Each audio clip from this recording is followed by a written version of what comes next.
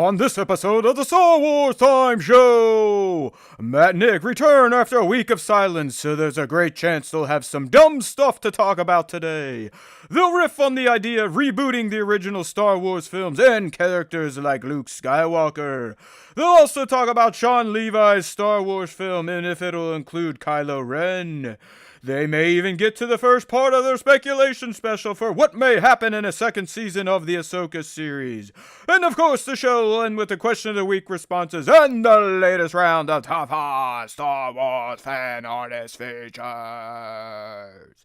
Punch it, Chewie.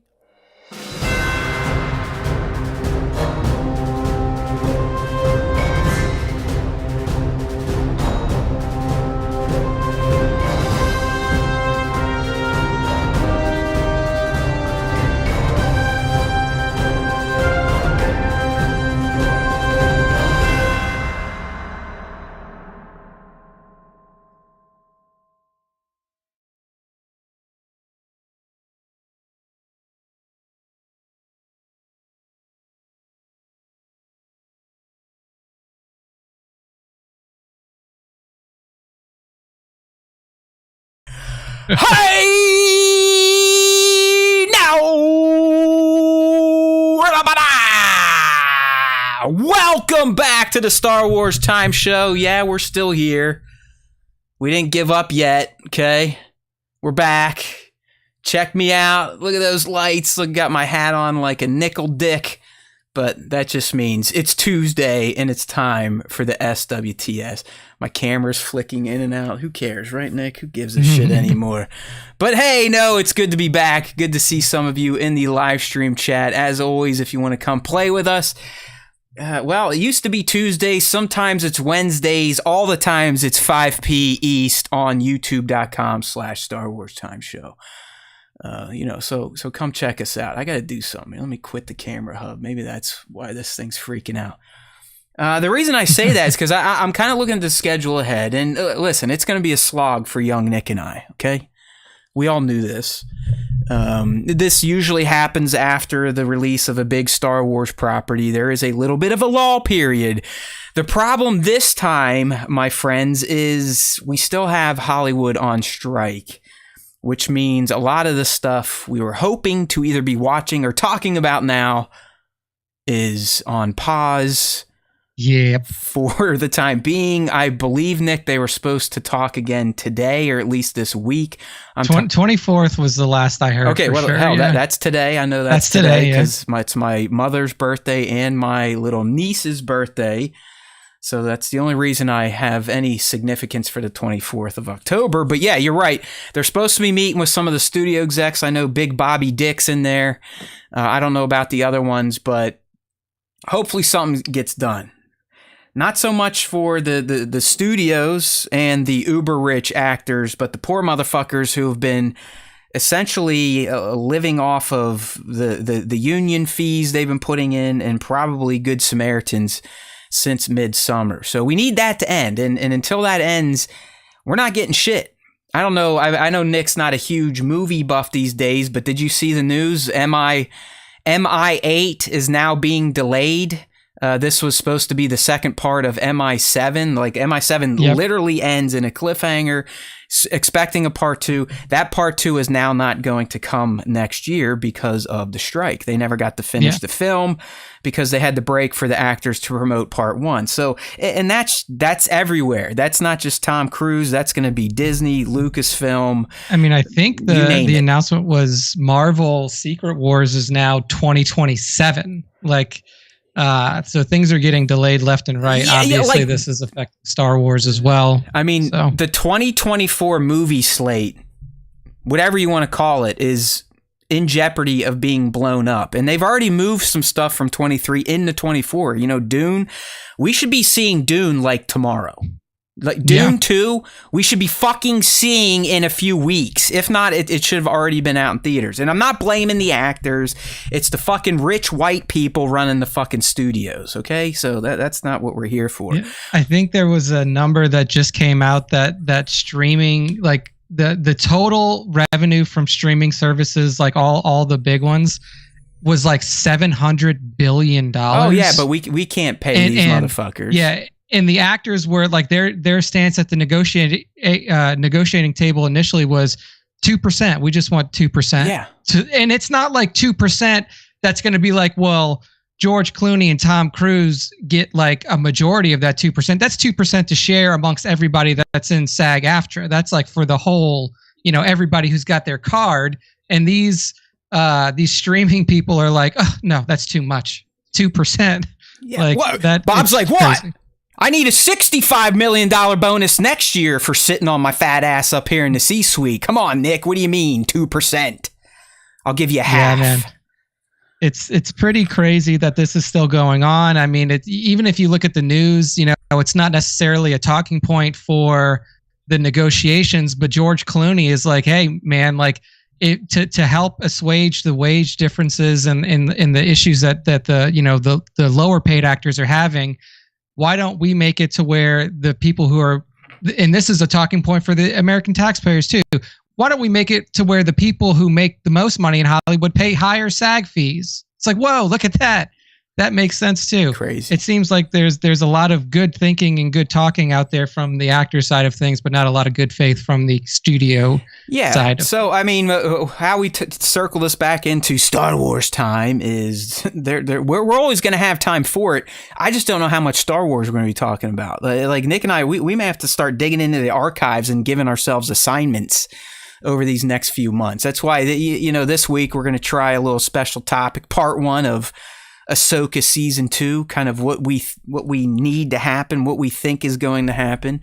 And that's really what we're going to have to deal with, because the other problem, especially with a show like ours, which typically reacts to current events in Star Wars, and then obviously the bread and butter where we've made our tens of fans in our, our live action series breakdowns, but we can't even really react to news anymore, Nick, because you can't make news in Hollywood if Hollywood ain't working. So, yeah, I mean, we got a few little nuggets to chew on today before we get to our Ahsoka special topic, but that's kind of the landscape. So I don't know. Like I said, we might have to start asking you assholes what you may want us to talk about. Is there a particular subject from Star Wars, be it the prequel, the OT, the ST, the animated wing, the novels that Nick may or may not have read, so think about that. You live streamers, if there's things you would like us to kind of chew on, special topic wise, things you would like to gain our insights on, whether they're stupid or not, let us know. Maybe it's time to do another AMA. Not that we really have a fan base to do one of those, but what we should start doing is just channel anything we want Star Wars fans to see and react to through the Beyond Dune Sea podcast. And the reason I say that is because, they are new. They're putting out some killer content. I'm still a fan, even though it hurts me every day to know that people don't love us the same. But that's our fault, not their fault. But the difference between them and us, Nick, is they started and the algo was like, we speak your name. Right? Peace be with you. Literally, they get nothing but focused Star Wars fanboys and nuts, which drives their algorithm and drives their content. So kick ass for them. Point is, our content goes to like the wall, or just it just dies. Like we hit post and the internet's like, yeah, fuck it. No one cares. So if we start funneling it through their socials, maybe we'll start getting some of that dedicated Star Wars fandom looking at our content, not condoms. I don't have any of those anymore. I don't really need them. You know what I mean? I mean, listen, I talk about them every week. They do these fucking bits to introduce their shows. I think they're brilliant. I wish we could have a little bit more of a targeted audience like they have captured. So kudos to them. Fuck us, as always. We kind of like it that way, though, right, Nick? That's how we are. We are who we are. So, anyways, young Nick is back. I kind of failed in pop culture over the past 2 weeks since Nick has been gone. To be a little bit of honesty for everyone, there's a reason we didn't have a show last week outside of Nick being gone. Something in my personal life blew up. It was bad. My fault, as I was explaining to Nick. I kind of felt like you do when you're a kid and you make a mistake and you're like, fuck, I wish I didn't do that. I wish I could take all this shit back. And it's like, damn, you're 43, still having moments like that, bro. And it just fucked me up. All right. It was a bad week last week. Getting there, but I made a pretty egregious error in life. Okay. So kind of just tuned out a bit. And let's be real. I mean, mental health wise, I wasn't in a good place anyways because of this fucking arm in August and this, that, and the other thing. So it was like a double depression punch last week. Felt a little sorry for myself and just could not get up for Star Wars time. That was the first day in my life. I was like, you know what? There isn't time for Star Wars time this week. So that's why we're out. And there's just nothing to talk about. But hey, we're here.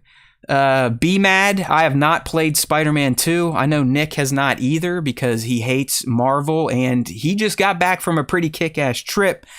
He made his first foray into the Hawaiian Islands. You know, yes. the 50th state or whatever. Is that 50 state or 49? 50th. It is the 50th. Yeah, 50th state. And it was, we actually, like, we were talking about it, like, man, Hawaii didn't become a state until 1959. Like, that's crazy to think about. That's so recently. Yeah, and, you know, I wouldn't say they're big fans of being a state, but if you've never been there, as I was trying to explain to young Nick before he left, I know people have probably been to like these islands, that island, this country, the Bahama this, the Bahama that. It just, I don't know. It is paradise. It is. It's a fucking paradise. And as part of the United States, even though it's not continental United States, they are still a part of us. It's just a great place to be. I've been only to Oahu and Hawaii, the big island itself. Nick just got back from Oahu. So you know, we were really doing our pop culture homework, Nick, but anything you'd like to share from your week away from the SWTS that the fans may want to key in on? Yeah, I mean, the one piece of pop culture I can give you is the Goosebumps series on Disney Plus. So I don't know how many people out there used to watch the old Goosebumps series from like the early 90s or read the Goosebumps books from that time period. I know that was like very popular when I was a kid, and I'm in my mid 30s now. But the new Goosebumps series on Disney Plus is actually very well made. It's made in a very interesting way to where it's not like an anthology series like it was before, and now it is kind of a coherent like narrative series that kind of weaves in all of the different tales from Goosebumps into like a proper series format. So it's more Star Wars than Star Trek is what you're saying. Kind of, yeah. It is definitely more Star Wars than Star Trek, and they've done a really good job of like incorporating a lot of these key storylines, like, you know, like Night of the Living Dummy and, you know, Say Cheese and Die and all of these Goosebump books that you read as a kid, and they take those storylines and those story essences and then put those into an actual like full series narrative format, and it's very well done. So if you're a fan of the Goosebumps books or were when you were a kid, or the Goosebumps series when you were a kid, I would definitely recommend checking out the new Goosebumps series on Disney Plus. I believe it's also on Hulu as well. So that's the one piece of pop culture I can give you.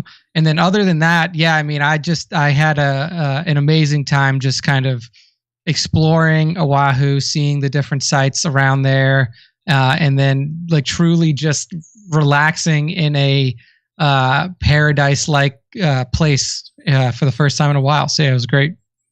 Did you guys swim at all? Like just to experience how fucking legit those currents are? Like, you know, some of the beaches at Hawaii, and not necessarily around Waikiki, but if you go to the North Shore, Waimea Bay, Three Rocks, Bonsai, I mean, they pretty much have signs like, if you don't know how to swim, you're probably going to die.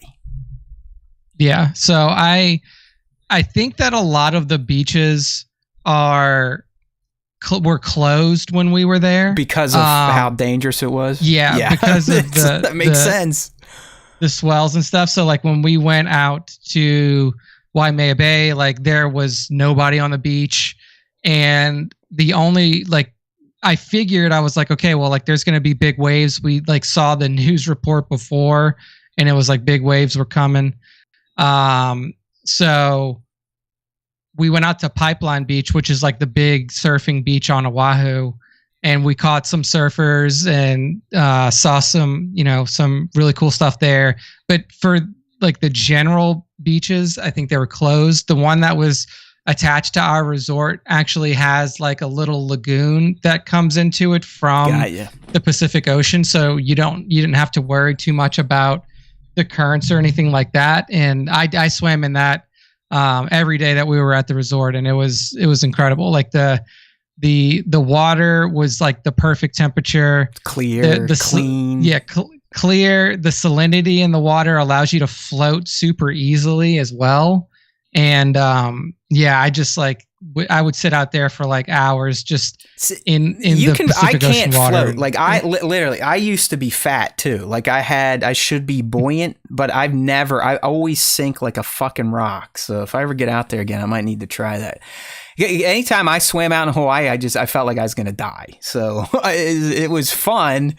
But if you're not a good swimmer, you got to watch out for those tides. I mean, that is an undertow. Like if you've been, I've been to OBX or Nag's Head, that's a rough under. No, it's not even close. Like Waimea Bay in particular, you catch that on a good day. I don't care if you can squat 600 pounds. It's sucking you out into the ocean and you're going to die.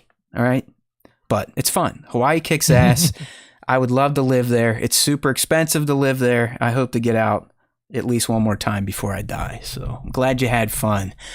It's kind of a bitch to get there, but it kind of makes it well worth it the moment you get out of your plane and you're like, oh shit, look at this. It looks even better than the pictures and the videos. When you're there, it's like, shit, this is why we should celebrate the planet, nature, and life, people. All right.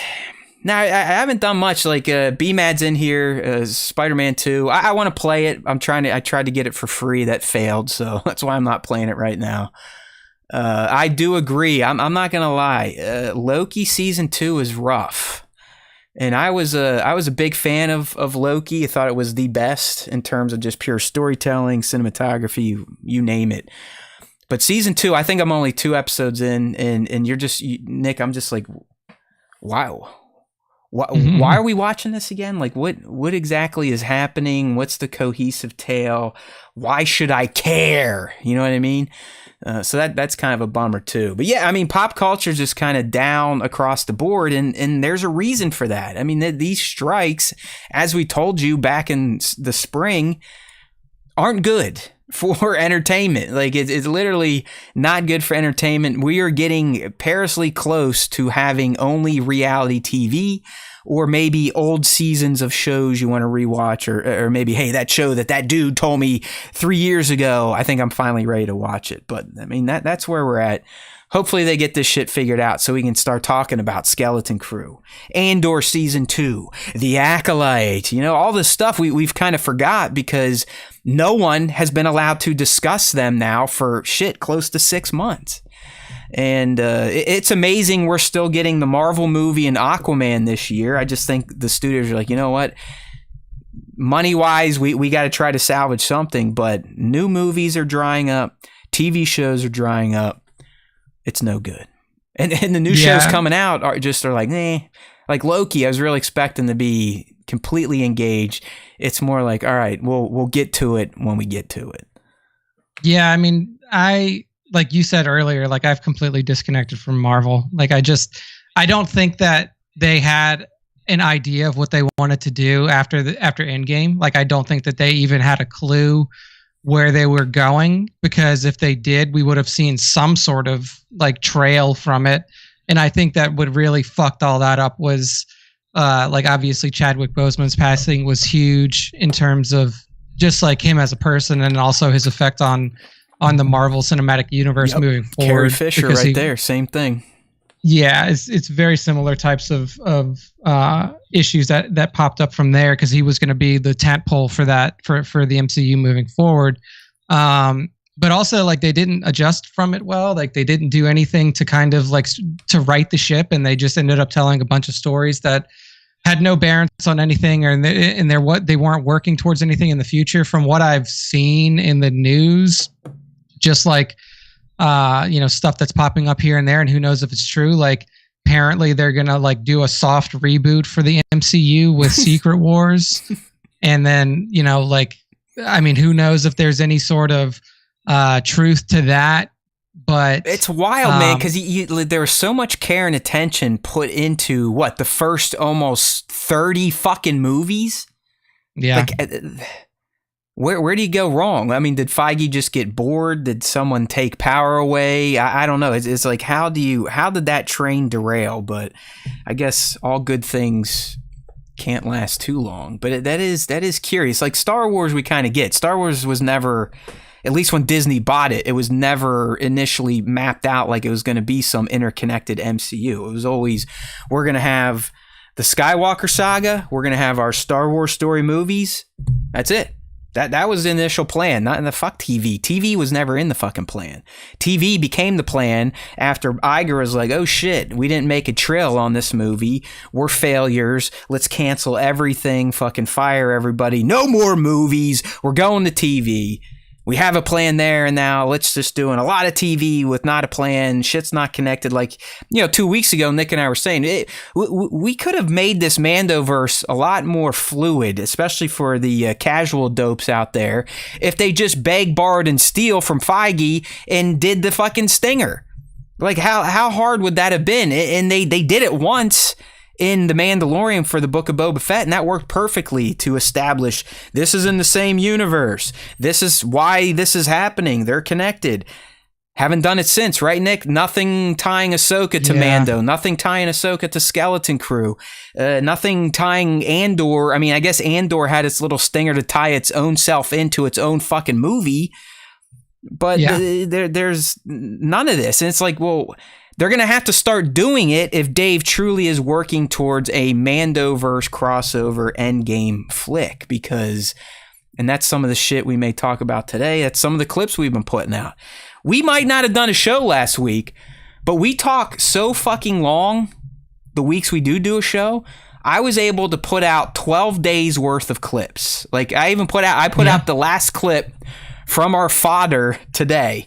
It was ranked in the 70s virility, but you never know. Nick definitely has more of a magic touch with that. But it worked out. After a while, Nick, they started to pop here and there. But I did identify we can get almost 2 weeks worth of content out of a single gas bag show if need be. So, yeah. I mean, I think that the main issue right now, I mean, you saw it in not only like people's comments on social media and stuff, but like from quote unquote news outlets, like these reporting outlets for entertainment shows we're saying that, well, Ahsoka is set right after, ROTJ and all this, like not even having a clear understanding of the timeline and like where it takes place. And when that is like the primary topic of conversation around the first couple to few weeks of your show is like people literally can't even connect it to the proper place in the timeline, then what you're trying to work for or towards just gets completely thrown out of whack. So I think that they do need to do a better job of like establishing through either stingers or something else, like we mentioned, like establish that these are all interconnected and they're all happening within X amount of time of each other, or like how the characters in this show are related to the characters in this show. And then Nick, that's really where they drop. You've got the father of this universe before Mando season 3 comes out, him and hawing on the timeline himself. He's like, well, there's this, and then there's that, and then there's 2 years, and then there's Grogu and Luke, and 2 years, and that. Yeah, 2 years. Fuck it. 2 years is how long we've been away. It's like, okay, all right. I mean, remember, you're the guy creating this shit, John. You can just say X years, done. Like, just be decisive with this shit. Because when you leave anything open in Star Wars universe, people like myself, Nick, other hardcore fanboys out there, you start to spin your wheels. Like, well, what this? What about that? But at least we have enough Star Wars IQ that we could identify that Ahsoka was not taking place after A New Hope. like some of the fucking idiots out there that like Star Wars. I'm just like, blah, are you serious? B-Mad's got a good one. I actually think the data came out. How well did Ahsoka do for viewers? Not well. Just actually, I don't have Star Wars leaks pulled up, Nick, but if you could pull up Star Wars Reddit leaks, you'll find like the latest round of Nielsen's, and I don't even think it ended in top 10. So be mad at anyone. What does that mean for Ahsoka season 2? I really don't know. I just, because we've never been able to figure out with our two little brains how a Bob Iger decides if a property is successful or not and warrants more. Is it total time? Is it ranking, comparing against like shows? How do you actually gauge revenue gained or lost when you launch a new show on streaming? So who the fuck knows? But I can tell you, as we've been saying, it underperformed. It underperformed Mandalorian across the board. I think it's right around Andor or slightly above Andor numbers. So in the toilet. Yeah, it's better than Andor. Worse by a significant margin than Book of Boba Fett, and worse than Kenobi. But like Kenobi's kind of a high watermark for the newer stuff, you know. And Book had the lead in, right. It had the fucking stinger, and of course the brand identity of a legacy character in Boba. Yeah. So, but it was essentially like of those three series, like Ahsoka ranked just over Andor, under Book of Boba Fett. It's not, it's middling. I don't know how else to say it. It's like middling numbers. It's not like the worst. Obviously, Andor was the worst. Andor was the worst by a lot. But Ahsoka wasn't where it should have been given what it was setting up. You know, like the introduction of the titular villain for this whole crossover, we assume. And then, obviously reintroducing characters from Rebels and live action and stuff like that. So, I mean, they would have really liked to see these numbers be much closer to like, Book of Boba Fett numbers, Kenobi numbers, stuff like that. So, Nick, with hindsight here, did they kind of set this up for a bit of failure by completely glossing over both Ahsoka and Sabine in The Mandalorian season 3? I think that there was an opportunity to bring in Sabine clearly, like, there was too much crossover that was missed with Sabine in The Mandalorians. We would have assumed going into The Mandalorian season 3 that like Sabine could be involved. We did. It was on our wish list and predictions for that series. So I do think that they kind of dropped the ball there. I mean, we did have a bit of a crossover with Ahsoka in season 2 of The Mandalorian, but that was years also ago. Like our life, we're talking years ago at this point. So like the casuals, they're not going to remember those connections. Yeah. So I do think that they really dropped the ball in terms of like setting up what is to come. And that's kind of what we've been saying this whole time, is just like, I don't know how you miss that. Like, I just don't understand how you miss the opportunity that is so clearly in front of you. I mean, we even laid it out just like, narrative wise, there's a strong connection between Ahsoka and the Mandalorians because of the Siege of Mandalore, season 7 of Clone Wars, and you've seen all that. She has a connection to these people, especially to Bo-Katan. The obvious connection with Sabine and the Mandalorians, and how she could have been used in a way to almost help bring some sort of clarity to the Darksaber situation, because she once held the Darksaber, and there was all of this bullshit around the Darksaber, and then you don't bring in the one person who held it right before Bo-Katan did. Didn't even broach that. Yeah, I mean, subject. Dude, listen to how simple it could have been, too. I'm not saying Ahsoka and Sabine should have had a starring role or even a big cameo. It could have been as simple as what we got in, like Nick said, in season 2 of The Mandalorian, when Din finds Bo, wants the information. Bo's like, nah, you gotta, do a job for me and I'll give it to you. Does the job, and then she's like, oh yeah, hey, I know a Jedi, her name's Ahsoka. it could have been something very similar to where Bo-Katan is trying to muster up some of her Mandalorian friends, can't find Sabine because Sabine, you know, she feels bad. She's hiding because of the purge, her shit with Ahsoka. Who does Bo-Katan ring up? Hey, Ahsoka baby, come on. I know some shit went down between you and Sabine, but could really use her right now. We're headed back to Mandalore. I know she's got some problems there, knowing what happened to her family, but what do you think? Well, I can't even talk to her, so you're fucked. Goodbye. I mean, even something like that at least starts to set up some narrative threads for Ahsoka. Like, Ahsoka and Sabine were working together, but now they're separated. Why? Well, because they've got their issues training, and what happened on Mandalore. Ahsoka doesn't trust training someone that just had a tragedy befell them like that. So it didn't even have to be something in our face, just like a stinger does. Sometimes 1-2 minutes just lays that groundwork that can then be built upon in a subsequent season or series. Yeah. So, I mean, you know, I'm kind of looking at the overall watched minutes for like I'm looking at it now for most of the series, and like what was a concerning thing is the number of minutes that the initial episode, like the first drop was, which I get, you know, like kind of skews it because you have multiple episodes dropping at once, but then you saw like consecutive weeks of fall off. Yeah, so the opening season didn't hook casuals at all. It just, they're like, fuck it. So you know, like the what is essentially the third episode has 487 million minutes watched. The fourth episode goes to 459, so that's a significant drop off.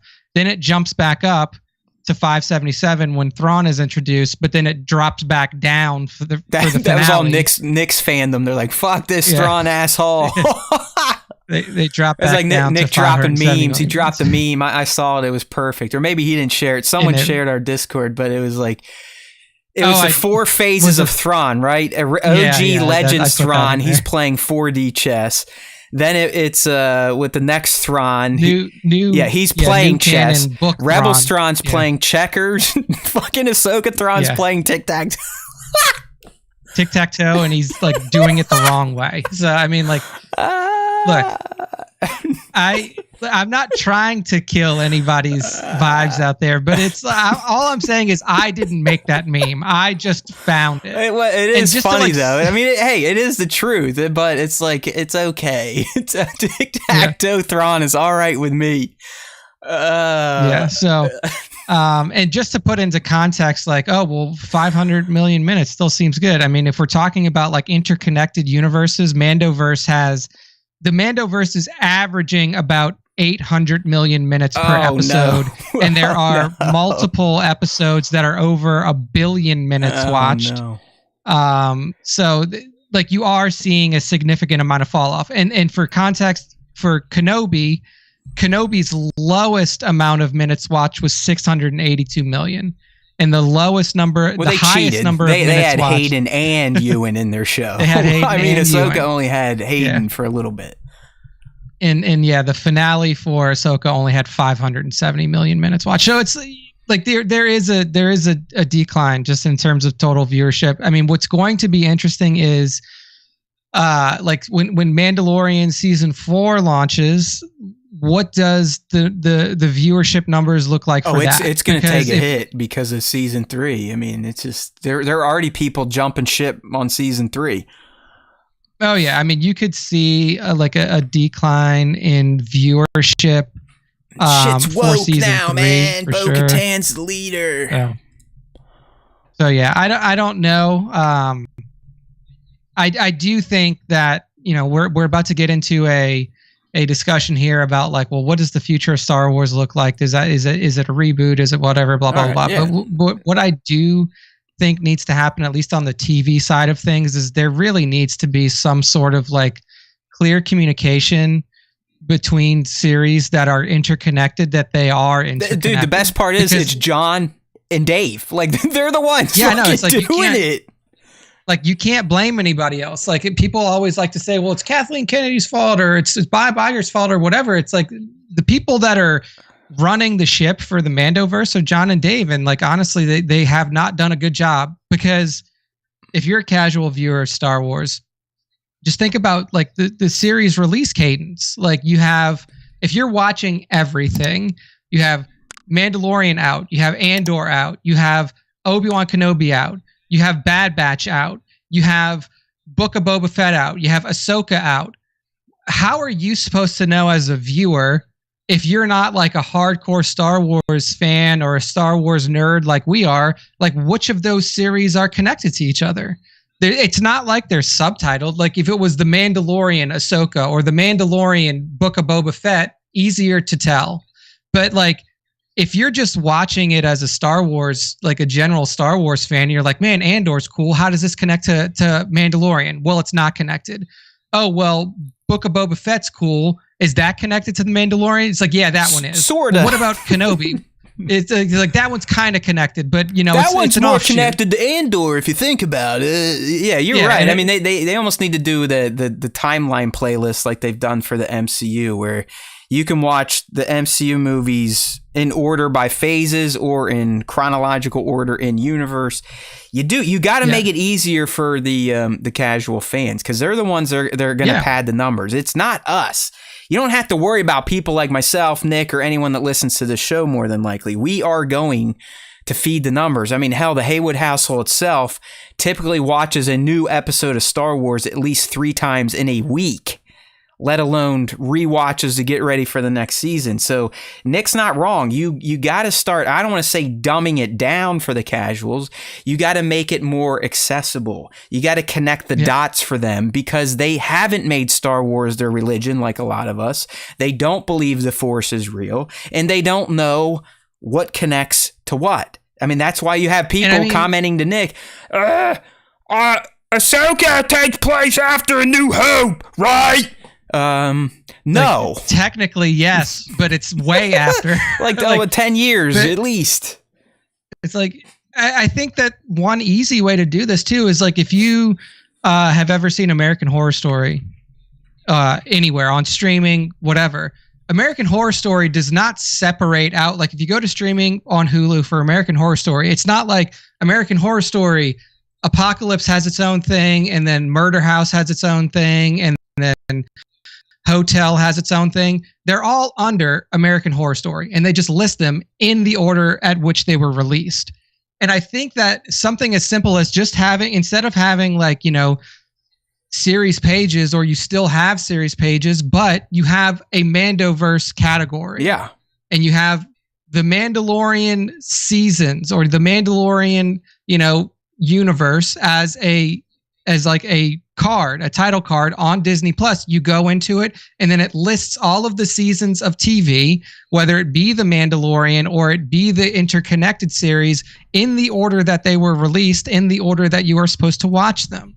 And something like that would make it super easy, because then when season 2 of Ahsoka comes out, it falls under the Mandoverse little title card, and people have to click into that. And then there is an understanding inherently like, oh, all of these series are connected. I understand now. And look, you know, Andor isn't in this one. So Andor isn't a part of this whole thing. Right. And Kenobi's not in this. So it's not a part of this whole thing. You know, Nick, it's almost like they could follow the fucking eras that Lucasfilm just created. It's like, wow, isn't that a novel idea? I mean, Lucasfilm itself, all the way back at the Dawn of the Jedi, has, what is it, Nick? 9 new eras?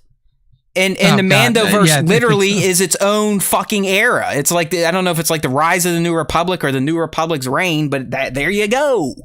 Like, just do what he's saying. Just fucking get some asshole intern, give him that website that we showed you all on this show a few weeks ago, straight from StarWars.com. Be like, hey, asshole, see this? And Nick, here's the best part. They already put the fucking shows in the eras on the website. So they're already doing what you're telling them to, just not in the place where people need it. It's not accessible, like I said. So, bam, like you said, you got Dawn of the Jedi, Old Republic, High Republic, Grand Republic, Rise of the Empire, the Age of Rebellion, the New Republic fucks itself, and then you're into, you know, the sequel trilogy. It's not hard. It's just like people don't want to do the easy shit over at Disney Plus. and I'm not trying to say that anybody should be fired. I'm not saying that these people are buffoons. What is really happening is that John and Dave are too consumed with making multiple TV shows for them to think about organization of how that's not their job. Episodes are shown They're on a streaming storytellers, service. Like man. That's it. Yeah.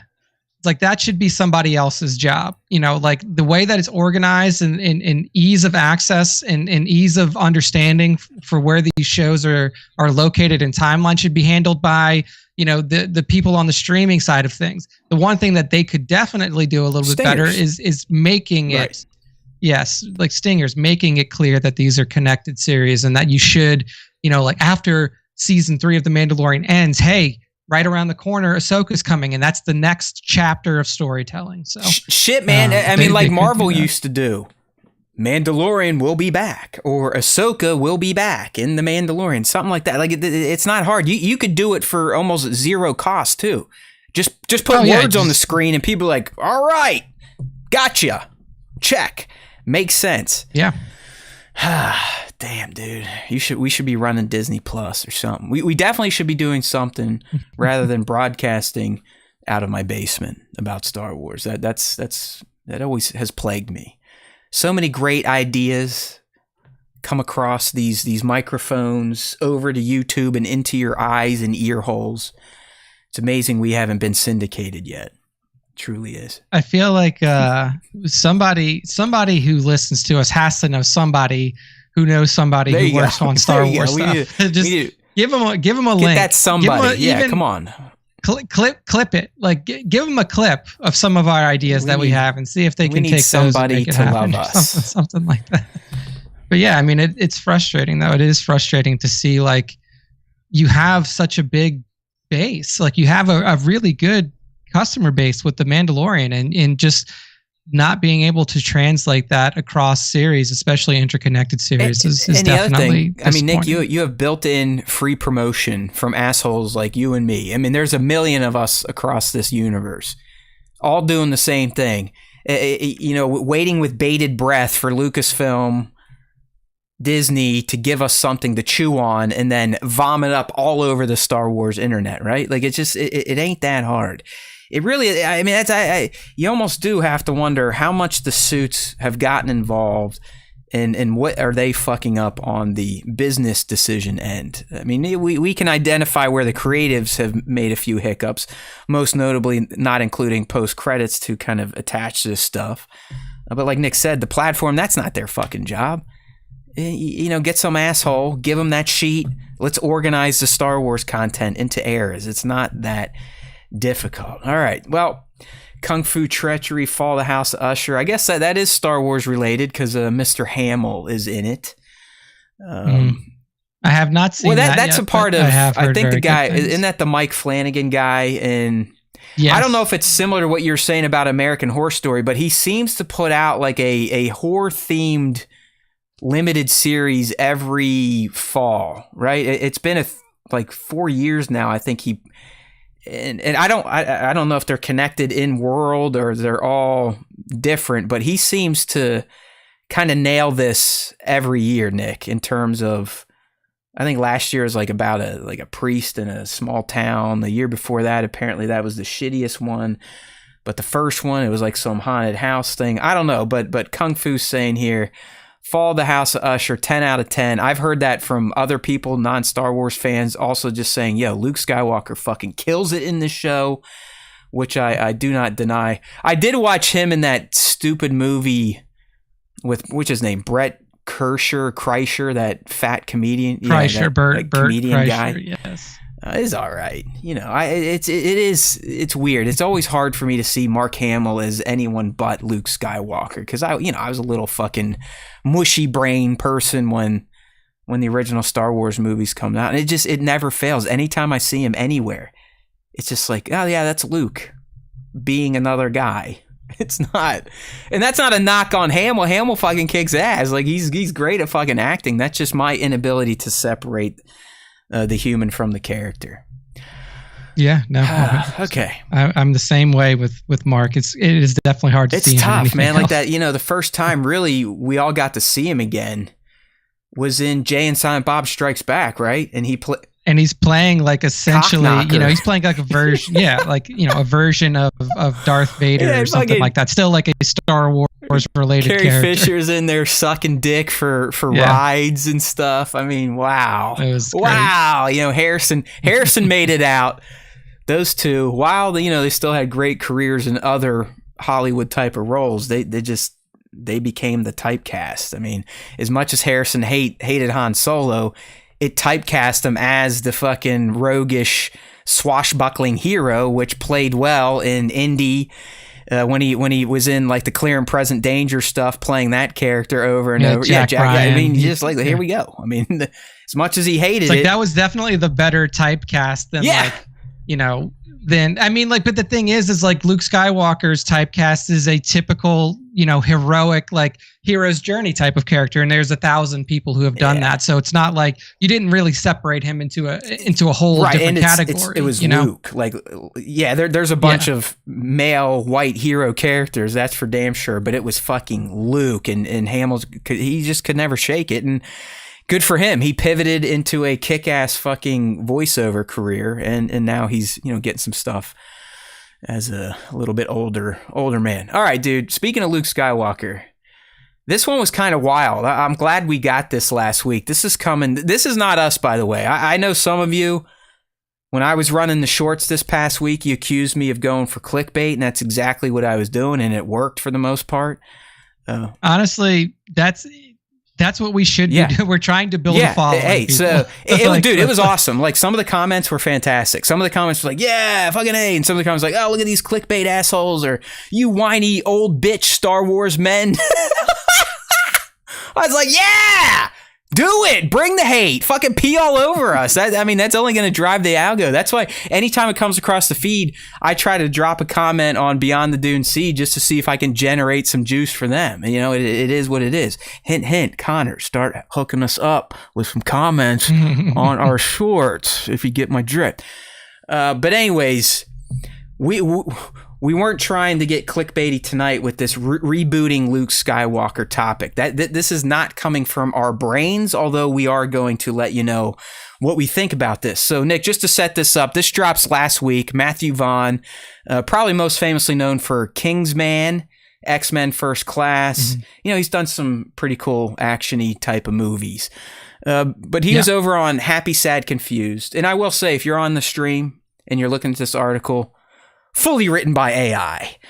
Booyah! Love it. I was like, hey, take this Deadline article, only focus on Star Wars shit and pull the quotes. And it did it fucking perfectly.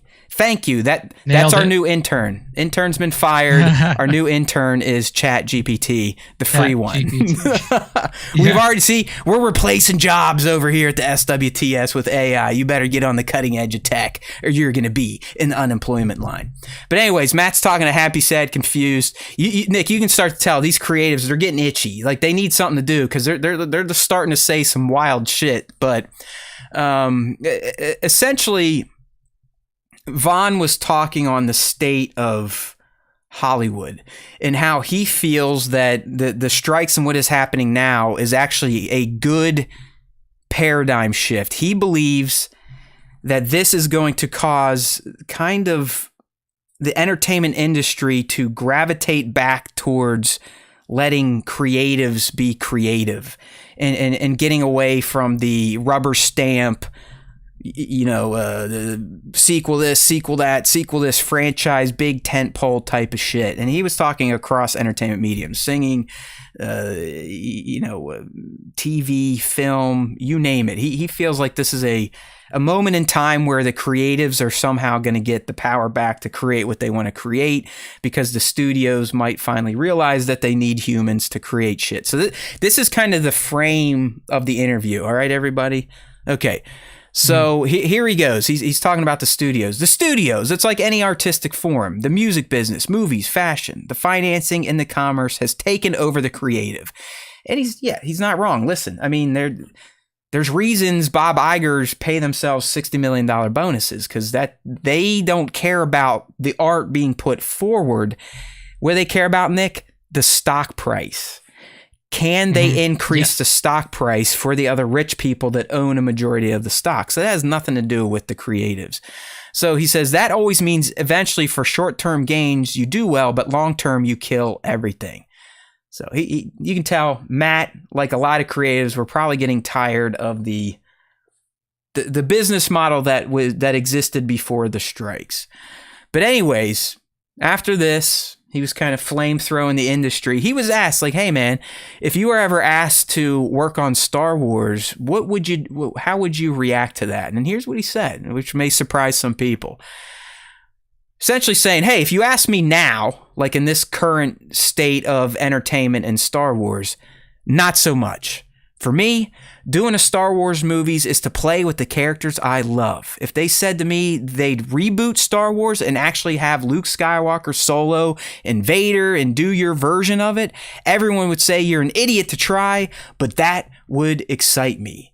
He went on to say, like, why are the Star Wars characters so hallowed that from 1977 you can't redo it for a new audience? So Nick, we'll start there before we get to his next quote. But how do you take that? Like, I mean, is this guy off his rocker rebooting the original trilogy? Is that, I mean, to me, that's borderline sacrilegious. I'm gonna preface this by saying that I really like Matthew Vaughn as a director. I think he does a lot of cool, dynamic things with action scenes.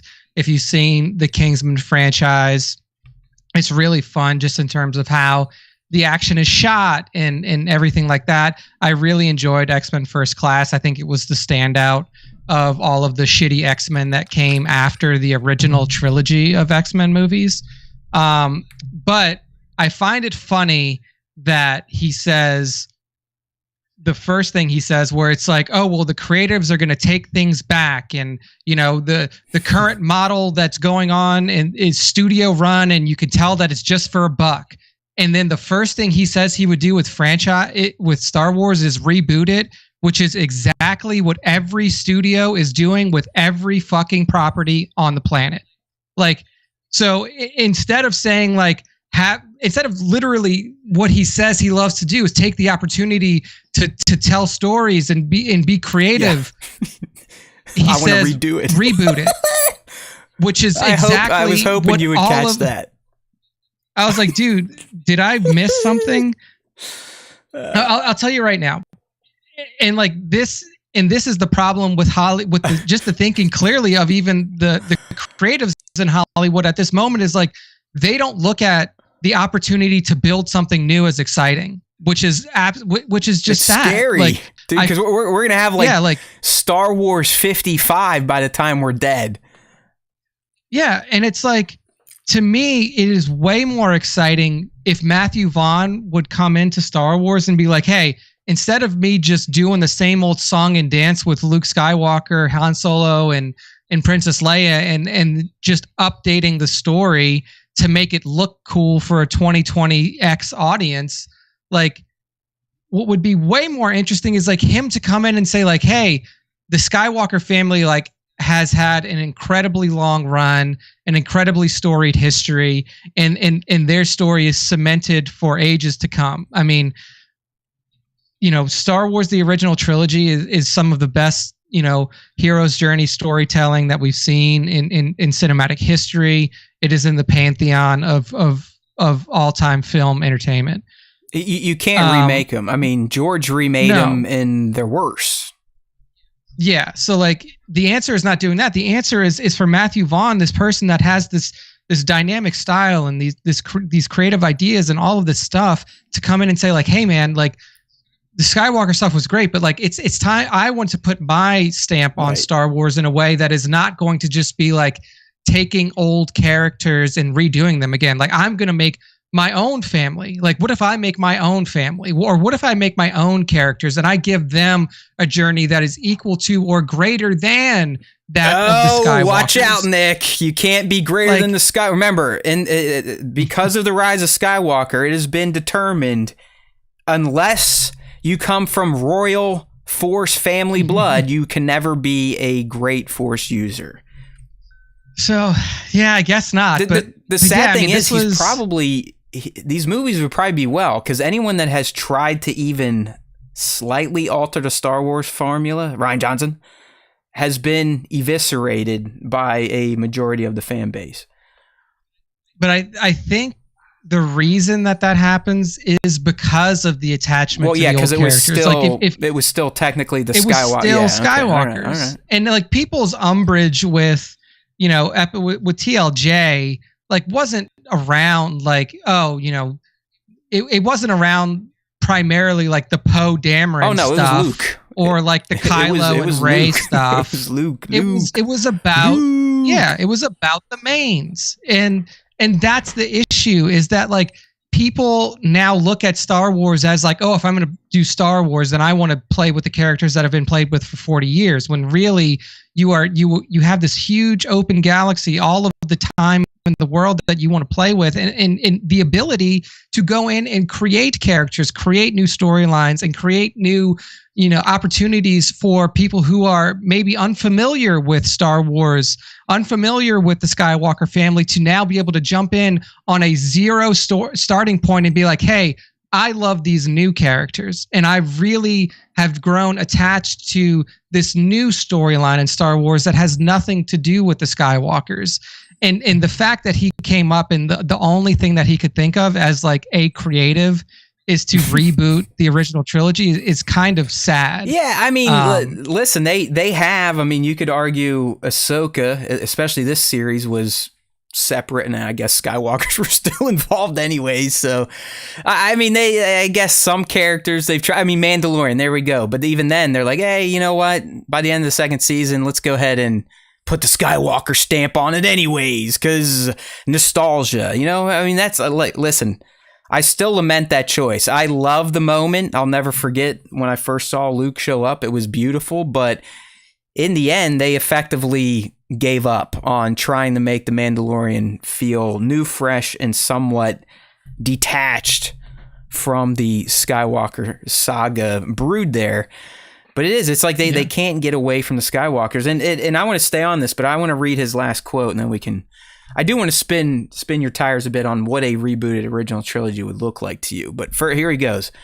And this kind of shows his short-sightedness here. And a lot of how fans probably think too, Nick. But here he goes. Star Wars is the Skywalker family, and that's where I think they've gone wrong. They forgot. They've done brilliant in TV, but it needs an epic new film. That's what I would do. Reboot Luke. Everyone is going to go batshit crazy, but let's bring it on. If you want a new generation, make the movie for them. The old generation, hopefully you make it well enough that they enjoy it. So I'll start here. This is bad, okay?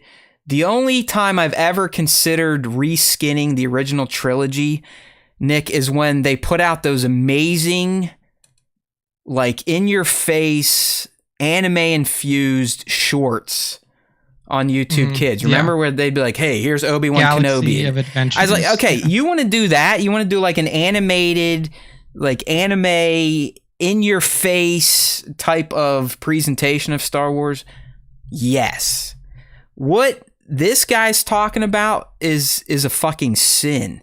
The only reason you would ever reboot the Star Wars movies if every copy, every hard drive in the universe spontaneously combusted and there was no way to ever watch Star Wars again. That's the only way you ever reboot the original trilogy. Am I correct? Yeah. No, I mean, I 100% agree with you. And like, I don't know. Like, I don't know if Vaughn was like on something when he said this, but like in this one statement, he contradicts himself immediately. He says, Star Wars is the Skywalker family, and that's where I think they've gone wrong. So what is his answer? Reboot the Skywalker family. Like, how is that addressing what you just said has gone wrong? You said that Star Wars has become solely about the Skywalker family, and now you just want to reboot the same family? Our AI intern might have left some shit out, but I think what he meant by gone wrong is in the films, by doing, Rogue One and Solo, not necessarily doing Skywalker-centric films. I'm pretty sure that's what he was saying there. But in the end, he probably was at least huffing some paint. Yeah, I mean, we can see the contradictory statements that he's making even in the first two, and still, like, I can't, like, I did not think that his, like, as somebody who essentially created the Kingsman franchise, like, these are not characters that are based off of anybody else, or at least as far as I know. Maybe there's some sort of comic tie-in or something like that, but you would think that somebody who is a creatively minded person would have has the opportunity to work on Star Wars, and who says that the problem is that Star Wars has become too much about the Skywalkers, would not want to reboot it. Like, you would want to make something else within that universe that stands apart from it. I don't know. I mean, like, the answer is not to reboot the original trilogy. Like, let's talk about what that could look like, though, because that's fun, even though it should never happen. But I mean, what do we reboot the plot, or are we rebooting the visuals? What do you think the bigger? I mean, obviously, it would look visually stunning. You would hope. I mean, that would be like the only benefit of rebooting the original trilogy is actually having 21st century effects. But what else could you see? Like would Luke be even more emo? Would he like have a phone and looking and scrolling on the farm? I mean, what do you think a reboot would entail outside of just obviously the visual polish? Yeah, I mean, visual polish aside, I think the funny thing is that the original trilogy did a fantastic job of already kind of meeting story standards that some series aren't meeting today, having strong female leads, like with Leia in there. I mean, maybe what would happen in a rebooted Star Wars is that there is a little bit more like focus on Leia as a character, because she is always kind of plays like second, third fiddle to Han and Luke. So like maybe you magnify her role. You say Matthew Vaughn's gonna wokeify Star Wars, bro? I mean, like, if he's gonna do it, like if he's gonna do it, well, I mean, he's not gonna do it, but like I feel like if there is something that you would kind of focus on in terms of like a narrative change to the original trilogy, it may be like magnifying Leia's character a little bit more and making it a little bit more clear in the earlier movies of the connection between Luke and Leia, because that does kind of like really just kind of spring up out of nowhere. And, it's not necessarily a bad thing that we didn't know. It like kept things interesting, and it kept the character dynamic between Luke, Han, and Leia very interesting until the end of the series, where you're like, holy shit, like they're related, they're brother and sister. But maybe you play it in a way where there is some hints, or there is a little bit more play with the connection between Luke and Leia, and maybe there is a little bit more focus put on the force sensitive side of Leia, because we really like Leia being force sensitive didn't even fucking come up until ROTJ at the very end. Like there was no even hint at it, and then all of a sudden she's like, "Oh, you," like Luke says, "Oh, you're my sister," and she's like, "Well, I could feel that, I guess." Like, so maybe there is a little bit better storytelling done there, just in terms of like maybe just to the audience, not to like the actual in-universe characters, that like she does have some sort of force sensitivity. I think you're onto something, because I was thinking specifically with A New Hope, because you got to remember, he wrote that movie as, hey, this could be it. He didn't have plans to continue. This was his make or break as a director. So with hindsight, he clearly wrote the story beginning, middle, end. He needed it to end. He wasn't thinking about the future. Now, being able to reboot it, knowing there was a future, as Nick said, knowing that all these narrative tentpoles are going to pop up about brothers, sisters, fathers, betrayals, this, that, and the other thing, I do think you could take A New Hope specifically and add those enhancements to it. Fold in the fact that Vader reports to an emperor. give Vader a little bit more than Vader. You know, maybe this could be our chance to finally get inside the mind. Maybe in the reboot they decide to make Vader a point of view character, which would be fucking kick ass. But I like Nick is saying, now that the story had been written, you could go back and enhance the films without necessarily completely changing their initial narratives. But I do think, like you said, with the knowledge that they were related and that, you know, Vader's their dad, you could play with that in ways in A New Hope to start setting up those reveals better in Empire and Return of the Jedi. You could establish Vader's conundrum much better. Because, I mean, I love Vader in A New Hope, but by the end, you're like, yeah, he's mostly a fucking meathead motherfucker, right? I mean, that reports to this Moff Gideon or Moff Tarkin fuck. When, with the reboot, knowing what you now know about Vader's journey and his ties to the Emperor, you could introduce that relationship and show, like, okay, he truly is the number 2, but he's still a bitch even to this guy. Like, Vader's just always going to be the bitch. But so there's like a few things you can do there, but like, I don't think that a full reboot is necessary, because almost assuredly what they would do is they would change the narrative. Like they would obviously keep the character relationships and stuff like that the same, but they would probably shift narratively in some significant ways. You know, I think you're spot on with giving Leia more of a voice, especially in this time and age. I know that's woke to a lot of people, but I mean, when it comes down to it, Leia should get more credit for everything that happened over her brother. Her brother showed up. He's the born on third base motherfucker in the Skywalker family. Let's be real. Like, he putzed around until his late teens, fixing, you know, moisture evaporators down on Owen's farm. While, you know, Leia, by the time she's 6 or 7, is in like the junior Senate. When she's a teen, she's a fucking senator working with the Phoenix Squadron on Lothal to smuggle shit out. Come on. So, yeah, I think that would be a massive change. And obviously that would cancel the movie in a lot of eyes of individuals out there. You know, you can see them making Luke Skywalker a black guy, you know, one of those moves. I just think that, like, the way that they should approach it is more, because what Star Wars has become in the eyes of people who have seen the original trilogy now is not a movie that is led by any one of the 3. It is an ensemble cast, but it doesn't, the storylines don't lend itself to an ensemble cast of characters. Like, the storylines are very focused on Luke, which gives you a good perspective into like the main character type of narrative that they were playing at when it was originally made. But now there is an understanding of, you know, Luke wasn't necessarily the main character of the original trilogy. It was all 3 of them were the main characters. And I think that with that knowledge going into a potential reboot, which will never happen, you would give more equal time to each of those characters.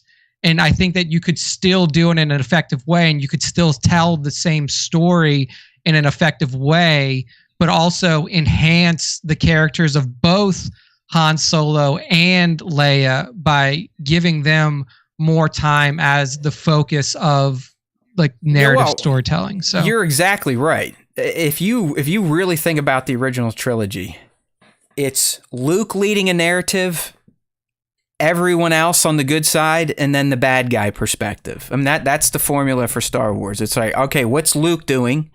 All right, what's everyone else not Luke doing on the good side? All right, now what are the bad guys up to? Yeah, and they identified that in the sequel trilogy. Like, one of the good things that the sequel trilogy did was identify that the 3 main characters all deserve equal time in storytelling. And that's what that was what they set out to do in the 3 movies. They were like, okay, like, we understand that the original trilogy of Star Wars is not a story about Luke Skywalker. It's a story about all 3 of these characters. And in the dynamics and the relationship building between all 3 of these characters, which is why the idea initially for the sequel trilogy was, each one of the original trilogy characters essentially has their own movie. It worked out perfectly for Han. Let's be real. Like he got the win there. Like if we're going to look at all three of them, he came out the best because he got TFA, and TFA to this day, I still think is the best of the sequel trilogy. And 100%. I think that even fans that hate it can't really hate too heavily on TFA. Yeah, I mean, their biggest argument with that one is, it's just a remake of A New Hope. That's a good fucking movie too, so who cares? Yeah, it's like, I'm sorry, it's too close to the original. But where it went off the rails, obviously, is people didn't like Luke in 8. That really threw a wrench into things. And then episode 9 was completely fucked because that was supposed to be Carrie's movie. And then obviously Carrie passed before that time, threw the whole thing into a spiral. And then the initial idea that you set out with, having the original trilogy characters essentially come to their end in each of these films of their own, accord, falls out in a big way. But they understood that. They understood that Star Wars wasn't just Luke Skywalker. Star Wars was all of these characters. And I think that a potential reboot would probably address that in a more straightforward fashion. I mean, I don't know. Like Matthew Vaughn, hey, it's a good way to get people talking about your projects, I guess. So I don't think this was unintentional. What he was saying, but it is, like, as I said when we started this, to me it's sacrilegious. I can't, unless you're doing that high octane anime infused style. I don't know how any creative could ever consider this and think that the world would not want to light them on fire. Yeah, I mean, I don't even think that. I think if you pose this question to 10 directors or 10 creative, like maybe not even directors, writers, producers, whoever, like people who work in the creative field of movie making, I think that 9.5 out of 10 of them would be like, no, you don't fucking reboot the original Star Wars trilogy. I'd be crazy? Like, I'll do it for $1 billion because I'm not going to have a career after I do it. Like, yeah, it's like after you do that, you're fucked. Like, yeah, I mean, dude, people like, even now, when they're upset with a single narrative choice, are ready to burn down people's homes. Light Disney on fire. Yeah. Could you imagine if they essentially retconned and rebooted the trilogy that started all this shit damn near, 40 plus years ago, 50, 60, 70, 80. I can't do math right now, but a long time ago, 1977. Yeah, I mean, 48 years ago. I wonder, do you think, how many years or months do you think we are to where you could run the original Star Wars through an AI and just say, improve the effects, like on the fly? That's going to happen at some point in time, right? It's so, I mean, we're on what, GPT-4 now? I think that like by GPT-6, it'll be able to do it. Because right now you can already, I think that there are like video game and like this is, indie video game developers, small video game developers, maybe even individuals who are using AI models to make their art for them. Like to just like make their character models. Pure generative AI, right? Like I want this person to look like this, bing, bang, boom. And here you go. But yeah, you just like, hey, clean this up and make it look like it's from the year 2023. So it's not going to change the story or anything. I just wonder, like, replacing all the effects, what that type of process would be. That'd be fucking wild. But I don't think we're that. I don't think we're that far off. And if you're not getting in the AI train yet, like I'm living in it because I teach in information technology, so you kind of have to. But you best start learning how to use it. Yeah, it is going to be it's the way of the future. And I know that, like, I stand with the creatives who are like, you should not be making, like you can't be making content purely off of AI generated shit. And I agree with that. But there are industries that, should be. Well, yeah, if you're in IT and you're not already starting to at least try to learn how to prompt, you're already lost. You're already way behind the game, because this is no different than the search engines were at the turn of the century here. Like, if you're in IT and you know how to search the internet, you can make people think you're a fucking genius. This is the same thing by a power of 1,000, where you could be as dumb as me and sit there and produce some high-level code, content, prose, you name it, jokes. So get with it. You might as well. Let's just fully succumb to the next evolution of beings on this planet. I'm 100%. I'm with the creator. I'm with all these movies where, you know, AI becomes sentient and they're essentially the next evolution of humanity. It is. Like, we are creating the next better version of a being, whether you want to think that or not. Because how do you think AI gets trained? From our fucking brains. We teach them to be human. But they have guardrails that go, well, you guys are fucked up. So die! Die! You all need to die. Let's go. Skynet 2024. So, all right. In conclusion on this Vaughn thing, I do hope that eventually he does get to direct a Star Wars film, because I think that his style would be super interesting to watch in a Star Wars movie. And I think it would be the closest thing that you could even compare it to is, you know, either the prequel trilogy or maybe even some of the crazier shit that we've seen in like Star Wars Visions. Like, he is that dynamic of an action oriented director. But if it does happen, I know it will not be in a reboot of the original trilogy. Stay away from Luke, motherfucker. Yeah. Oh, I didn't use this nice graphic the whole time. Oh, well. There you go. There's Luke not getting rebooted. All right. Well, you know, kind of sticking with movies or not movies, or maybe it'll be a movie. Will the strike ever end? Nobody knows. But we got an update today from Shawn. Is it Levy or Levi? Shawn Levi? I think it's Levy. Anyways, he's fairly hot in pop culture these days. I mean, he directed Stranger Things. He's doing Deadpool 3.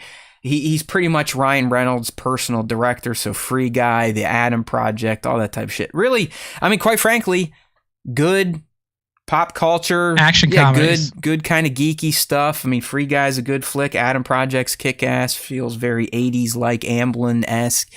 So I dig it. And he apparently, Nick, he's one of these people working on a Star Wars movie, whether that's going to happen or not.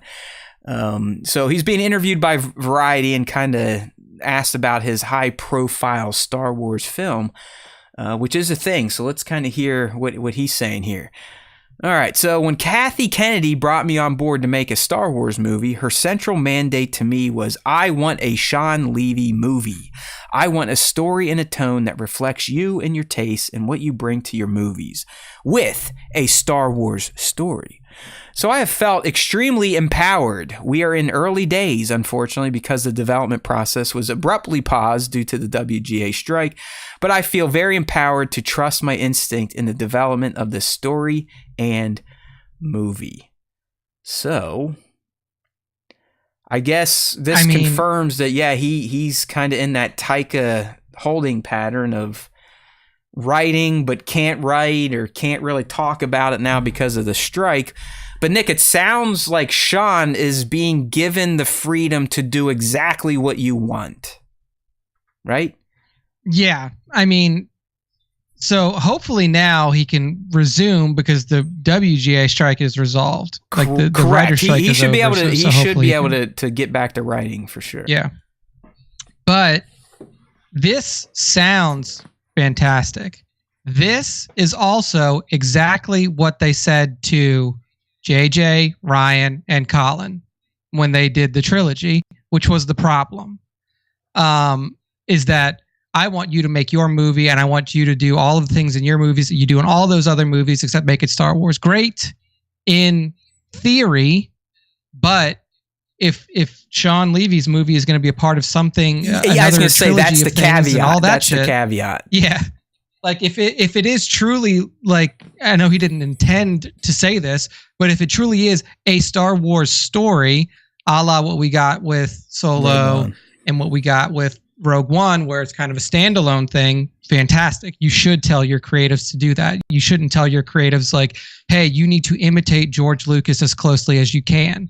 So I think that in theory, this is a great thing. And if it is a standalone movie or he has control of his own series of movies, whether that be, 2 movies or 3, it's a perfect way to bring in a talented storyteller, to the Star Wars universe. I think that would be ideal.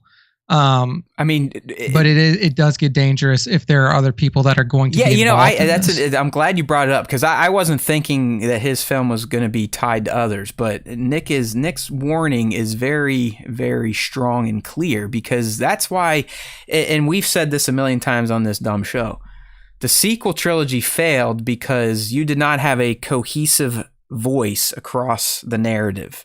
You can't ask artistic, creative people to be like, hey, do whatever the fuck you want. And then we'll let this guy do whatever the fuck he wants, and we'll let this guy do whatever the fuck he wants. Because you know what's going to happen? Everyone's going to do whatever the fuck they want, which doesn't bode well when you're sharing a story across 3 films. So I hopefully they've learned from that mistake, Nick. And we are going to get back to what the initial plan was. Skywalker stuff, Star Wars story. Skywalker stuff, Star Wars story. That would be fun. And I think Shawn is a great talent to have in this space. The question is, knowing, obviously I think he made his name on Stranger Things, so working with a younger cast, that type of stuff. Now he's kind of moved on and latched in with Ryan, doing some, not like hardcore shit. Deadpool 3 we know is going to be kind of hardcore because it has to, but with humor layered in there, obviously. But where do you think his mind's at, Nick? Is he going to stick more to like Stranger Things and the Adam Project, so like a kid's going to be a main character? Or does he potentially tap Ryan to play a new type of scoundrel? I mean, Ryan would have to play like a fucking scoundrel, right? He's, as much as I love the guy, he has kind of typecast himself in the slappier, dickier action type of hero. Yeah, I mean, if you kind of look at what's under his belt, and to put this out there, like Shawn does not have a lot of directing credits under his belt. Like, he has produced a lot of things. He's got a lot of producer credits. In terms of acting credits, like, not a whole lot. Like you said, Deadpool 3 is the one that's really the standout that's in production now, and then some released episodes of Stranger Things. Given his background and like what kind of stand out in his IMDb, he seems to be like comedically action focused in a certain way, with like Adam Project, Free Guy, no, I'd say that's right. 3, like those are all kind of in that wheelhouse, and there's a lot of other like comedically based things that are on his resume. I don't think that I would like to see Ryan Reynolds in Star Wars. I'm just going to be honest, and it's not because I don't think he's a good actor. I think he is a good actor. But I think that too familiar. Exactly. Like, he is Ryan Reynolds, and like that's a problem now, because he's now, like, some actors are actors to their core, and you know them for the characters that they play. Like Leonardo DiCaprio, I wouldn't mind if he's in Star Wars, even though he is Leonardo DiCaprio, because he is not a boisterous personality that like lives out in the open and like is known for being it's a good, you never, like, literally, like he is known for the roles that he plays. If he's not in a movie, you don't hear about Leonardo, like, but Ryan he's like in your face all day. Yeah, like when you see Ryan in something, you're like, that's Ryan Reynolds. Like when you see Leonardo DiCaprio in something, I'm not like, that's Leo. I'm like, Leo is playing this dude and he's doing it well. So for his style, it's interesting. And like, it's, because we've never really seen, the closest that we've seen to what Shawn Levy does is Solo, by far. Like, Solo did a really good job of kind of mixing in comedic elements a little bit more with some of the action-oriented stuff. I know that, Star Wars kind of across the spectrum mixes in humor in certain degrees, but it's never a large degree. Like, it uses like timed humor well, but it's not a movie that's based around. Well, yeah, I mean, even like Deadpool even in is. TLJ, that Ryan infused a little bit more than usual, and that was too much for some people. Like the whole Poe like thing, the Canto, yeah, the whole Poe and Hux, like, oh, your mom, and that was like too much. Yeah, so like it was never like Star Wars was never like an action comedy or something like that. For him, what I think could be interesting is like, you know, it could be like a roguish type of Solo-esque character, or like, because like to me a Force user doesn't fit with him. Like there hasn't been, or maybe like I'm taking too limited of a view of it, and like maybe he can make a Force user very entertaining to watch with the style that he's I'm kind of with you though. Like I think with. it would be more of your roguish scoundrel type. I mean, in my head, I for some reason it keeps going back to the Adam Project. It's a really good movie. It's got, you know, it's got some humor, it's got some heart, it's got some sci-fi, some time travel, just a good science fiction type of flick. And I think it could be like that. Maybe you do have, you know, like a dude, but the dude gets mixed up with a fucking, you know, kid for some reason. That adds some hijinks, something different we've never really seen in Star Wars. Yeah. Although we're more or less going to be getting this in Skeleton Crew, so that's a false statement at this point in time. And here's the thing: is like I would always say too, like, and I have said on this podcast, like just because a director or a creative has done a type of movie that he's become known for doesn't mean that he can't do a different type of movie. I mean, if you look at Rian Johnson's career, like Rian Johnson started off doing Looper and like weird, you know, Brick and shit like that, and now he is like the master of the murder mystery. Like his style has shifted, and he's done a really good job of adapting to different types of storytelling. But what stands out here is that Kathleen says, "I want a Shawn Levy movie." And when you say something like that, she has identified what your style is and what you're known for and wants that in a Star Wars format. So that's why I'm kind of harping on, you know, the Adam Project, Deadpool, Stranger Things, stuff like that, because that's what he's known for. Yeah, no, I mean, that's why I keep going back to the Adam Project. Out of all those, I feel like that one would fit the Star Wars universe the best. Deadpool's way too slapdicky for Star Wars. Like that just maybe like an animated spoof, kind of like they're doing with Star Trek Lower Decks, where it's like way kind of far out, though it's still attached to the canon. But they literally had to like make it animated and kind of keep it away from the other stuff because the tone was just so different. And that would be the same if he rolled with the Deadpool style. I don't know, man. I mean, he was hanging out with Taylor, Ryan's wife, whatever, Blake, at one of the football games. Mm-hmm. So, you know, maybe Taylor Swift is potentially going to have a role in this Shawn Levy film.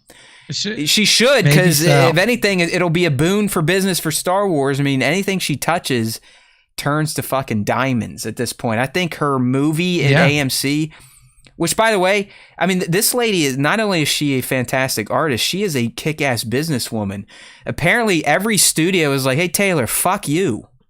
We're not going to distribute this shit." Yeah. She's like, "All right. Hey, AMC, you're a movie theater. Do you want to distribute this to your movie theaters exclusively?" Deal. Yeah. Okay. $100 million fucking opening weekend. Not a bad fucking choice there. And easy. But where's my stock return dividends? Come on, AMC, let's go. I still got a lot of fucking useless stock with your dumb ass. Where we at? Where's that Eras Tour bump? Come on. Yeah. What would be interesting, like there's a couple more quotes. I'll read through these real quick. Skip the middle one unless you think it's worthy. But the last one I wanted to touch on a little bit. Yeah, the last one is key here. So, Adam Driver, aka Kylo Ren, and Shawn are apparently very close friends. So he was asked about, could Kylo show up in your film? He says, "Your words, not mine. As you know, Adam is a buddy, and I've always been a huge fan of Kylo Ren, but no comment." So this I find extremely intriguing. I've been on record saying that I think the best character in the sequel trilogy was Kylo Ren, and I don't think he was given enough. Well, didn't we just like 2 weeks ago talk about how there's so much time still to cover that why not focus on a young Ben Solo? Exactly. Like there is opportunity here if there really is a relationship between Adam and Shawn, and there is an intention on the Disney side and the Lucasfilm side of building out this timeline and giving further story to these characters, because obviously Kylo is dead, so you can't tell stories about Kylo / Ben Solo or into the future. Like, he's gone. You can't make a whole movie about a Force ghost. But what could be done is exactly what you said, is kind of build out the character of Ben Solo in a way that gives a lot more context to the character that you see in the sequel trilogy. Like, you see this tortured kid, and you see somebody who has essentially fallen to the dark side on the altar of his grandfather, and is completely obsessed with Vader to a degree where he is worshiping a burnt helmet that he has. Yeah, who knows what he was doing with that helmet, Nick? I could see a little, at night times. Could be a lot of stuff. Granddaddy. I mean, but tell the story of how we got there. Like, give us the context, because, I mean, like, and the same for Rey. I mean, like, to a certain degree, you have that same open story opportunity for Rey, because we know that Rey's parents abandoned her on Jakku. What led to that? Like, why was she abandoned? Rey and her Sheev clone dad. Her Palpatine parents. No, Nick, I think we can just leave that to be the exposition we get in Tross. Kylo definitely had the deeper, fleshed out story. The way poor Rey's was kind of backwards into being a Palpatine. But you're not wrong. I mean, listen, it would check every fucking box for people, right? I mean, it would potentially help fix the sequels, like a lot of people want these TV shows and whatnot to do. It keeps the Skywalker family kind of front and center. And it explores the one character that was actually somewhat fleshed out in the sequel trilogy. Really the only character that was fleshed out in the sequel trilogy. So it would be a winner. I think they're now leaving that era to TV, it seems like. Yeah. And it's impossible to do as well. Like, just in terms of actually making that film, because primary characters in that film are his parents. Right. One's dead, one's 90. Yeah, so like you just don't have the room to do that anymore. And I assume Luke Skywalker would also be a huge part of that movie as well, because Luke Skywalker is responsible for a large majority of Kylo's training. So it's a movie that is based around Ben Solo as a character, but and he would be the main character, but would be surrounded by the original trilogy cast, which are gone or too old to play that version of their character without it looking odd. Exactly.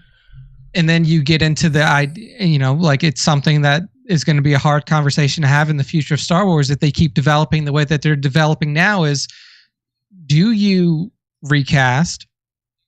Do you do AI solutions or whatever for these characters if you choose to keep telling stories about them? My name is Luke Skywalker. I am here to train you, Ben Solo. Prompt. Prompt. Hi, Ben. It's time to learn the Force today. Like, what are your options if you choose to do that? Like, do you look to Billy and you say, like, hey, do you want to take up your mom's mantle and play Leia? Yeah. Hey, Harrison, you looked somewhat not fake in Indiana Jones. You care if we do that again? Yeah. Or do you just go to Alden? I mean, like, because the answers are there for a lot of these characters. It's, do you choose to enact? I think you got to wait until Kennedy retires, because then she draw a line in the sand. We're never going to recast legacy characters again. Blah. Yeah, I mean, and like, that has really put them in a position to where this movie that could be really good can't be made. And I don't know, like, obviously you think, oh, well, if Adam Driver's going to be in it, he's got to play Kylo Ren. But, like, he can play somebody else. Like, he can... Adam Driver's like also 6'6" now. When he was a teen, he probably wasn't 6'6". Yeah. it's like you would have to tell that in multiple, age timelines as well. So you would have a younger kid playing young Ben Solo, and then I don't know what the fuck you would do when you get to the timeline where like Adam should start playing Kylo again. You would have to do some sort of give him long hair, regression. Or maybe cut his hair. Something like that. But like in terms of the hair out again, an era or a timeline Shawn could dabble in, I don't hate it. I mean, there is still potential, but like I said, I'm pretty sure that's the TV show's job now, is to fill in that 38-year gap from Jedi to TFA. But hey, who knows? I mean, I guess it's encouraging that Shawn is still working, still writing. But this is something like with the strike and whatnot, my friends, we're 3 years, 4 years at best. I still think we're 2 to 3 years minimum to get any movie, even the ones that were somewhat cooking before the strikes happened. I just don't think Lucasfilm, they're going to take their fucking time, whether we like it or not. And maybe that's for the better, but I still don't think we're going to have a Star Wars movie until 2026 or beyond. Yeah. I think it's going to be quite a wait. I mean, we have to see what happens with this actors strike and what comes out of these most recent negotiations, but that is essentially a full stop on everything related to development of any sort of project until that gets worked out. So yeah, I mean, I'm excited that there are at least discussions happening with creatives about continuing to make Star Wars films, positivity. And I think that Shawn Levy is a different type of person to approach than has been approached in the past by Star Wars. So I think that there's a lot of opportunity for him to really bring a different feel to the movie that he makes, and hopefully that doesn't get like completely shit on, or they give him the room to work and he doesn't have to be beholden to characters that people have what Mando Pirate's saying here, because he is friends with Tay-Tay. You bring in Tay-Tay as a Twi'lek. I dig that. All right. I think Taylor, maybe the hair green, maybe the blue, and then bring in Kelsey as like a Wookiee, and we'll follow a Wookiee and Twi'lek Force relationship, right? Right, like the Wookiee maybe is the Jedi Master, the Twi'lek is the Padawan. You never know, but if Tay-Tay is in it, it's going to make a ton of money, and that's all that Bob cares about, and that would open up the coffers for more movies. Print that cheese. Let's go, Taylor! Taylor for Twi'lek. I love it. And plus, creepy people like myself would probably buy a poster of her in that. I just like Taylor Swift. She really is a phenomenon. It's insane. I mean, my little kid now, like every week, hey, can we go to the movie? Can we go to the movie? Can we go to the movie? And I don't even think she knew who Taylor Swift was 6 weeks ago. Dude, that's what I was going to say is like Taylor Swift has always been like, had like a level of popularity, but now she has gone like stratospheric. Dude, she made $4 billion on her Eras tour. $4 billion. Like, yeah, and that woman is amazing. And you got to think about it. It's pretty much all her. Like, she writes her fucking songs, the music. She pretty much runs the business side of Taylor Swift. I mean, it is absolutely insane. $4 billion in a year doing a tour, merch, a movie. Like, it took George Lucas his entire career, multiple, like literally created his own universe that people worship him over, and he was just barely able to sell it for $4 billion to Disney many years ago.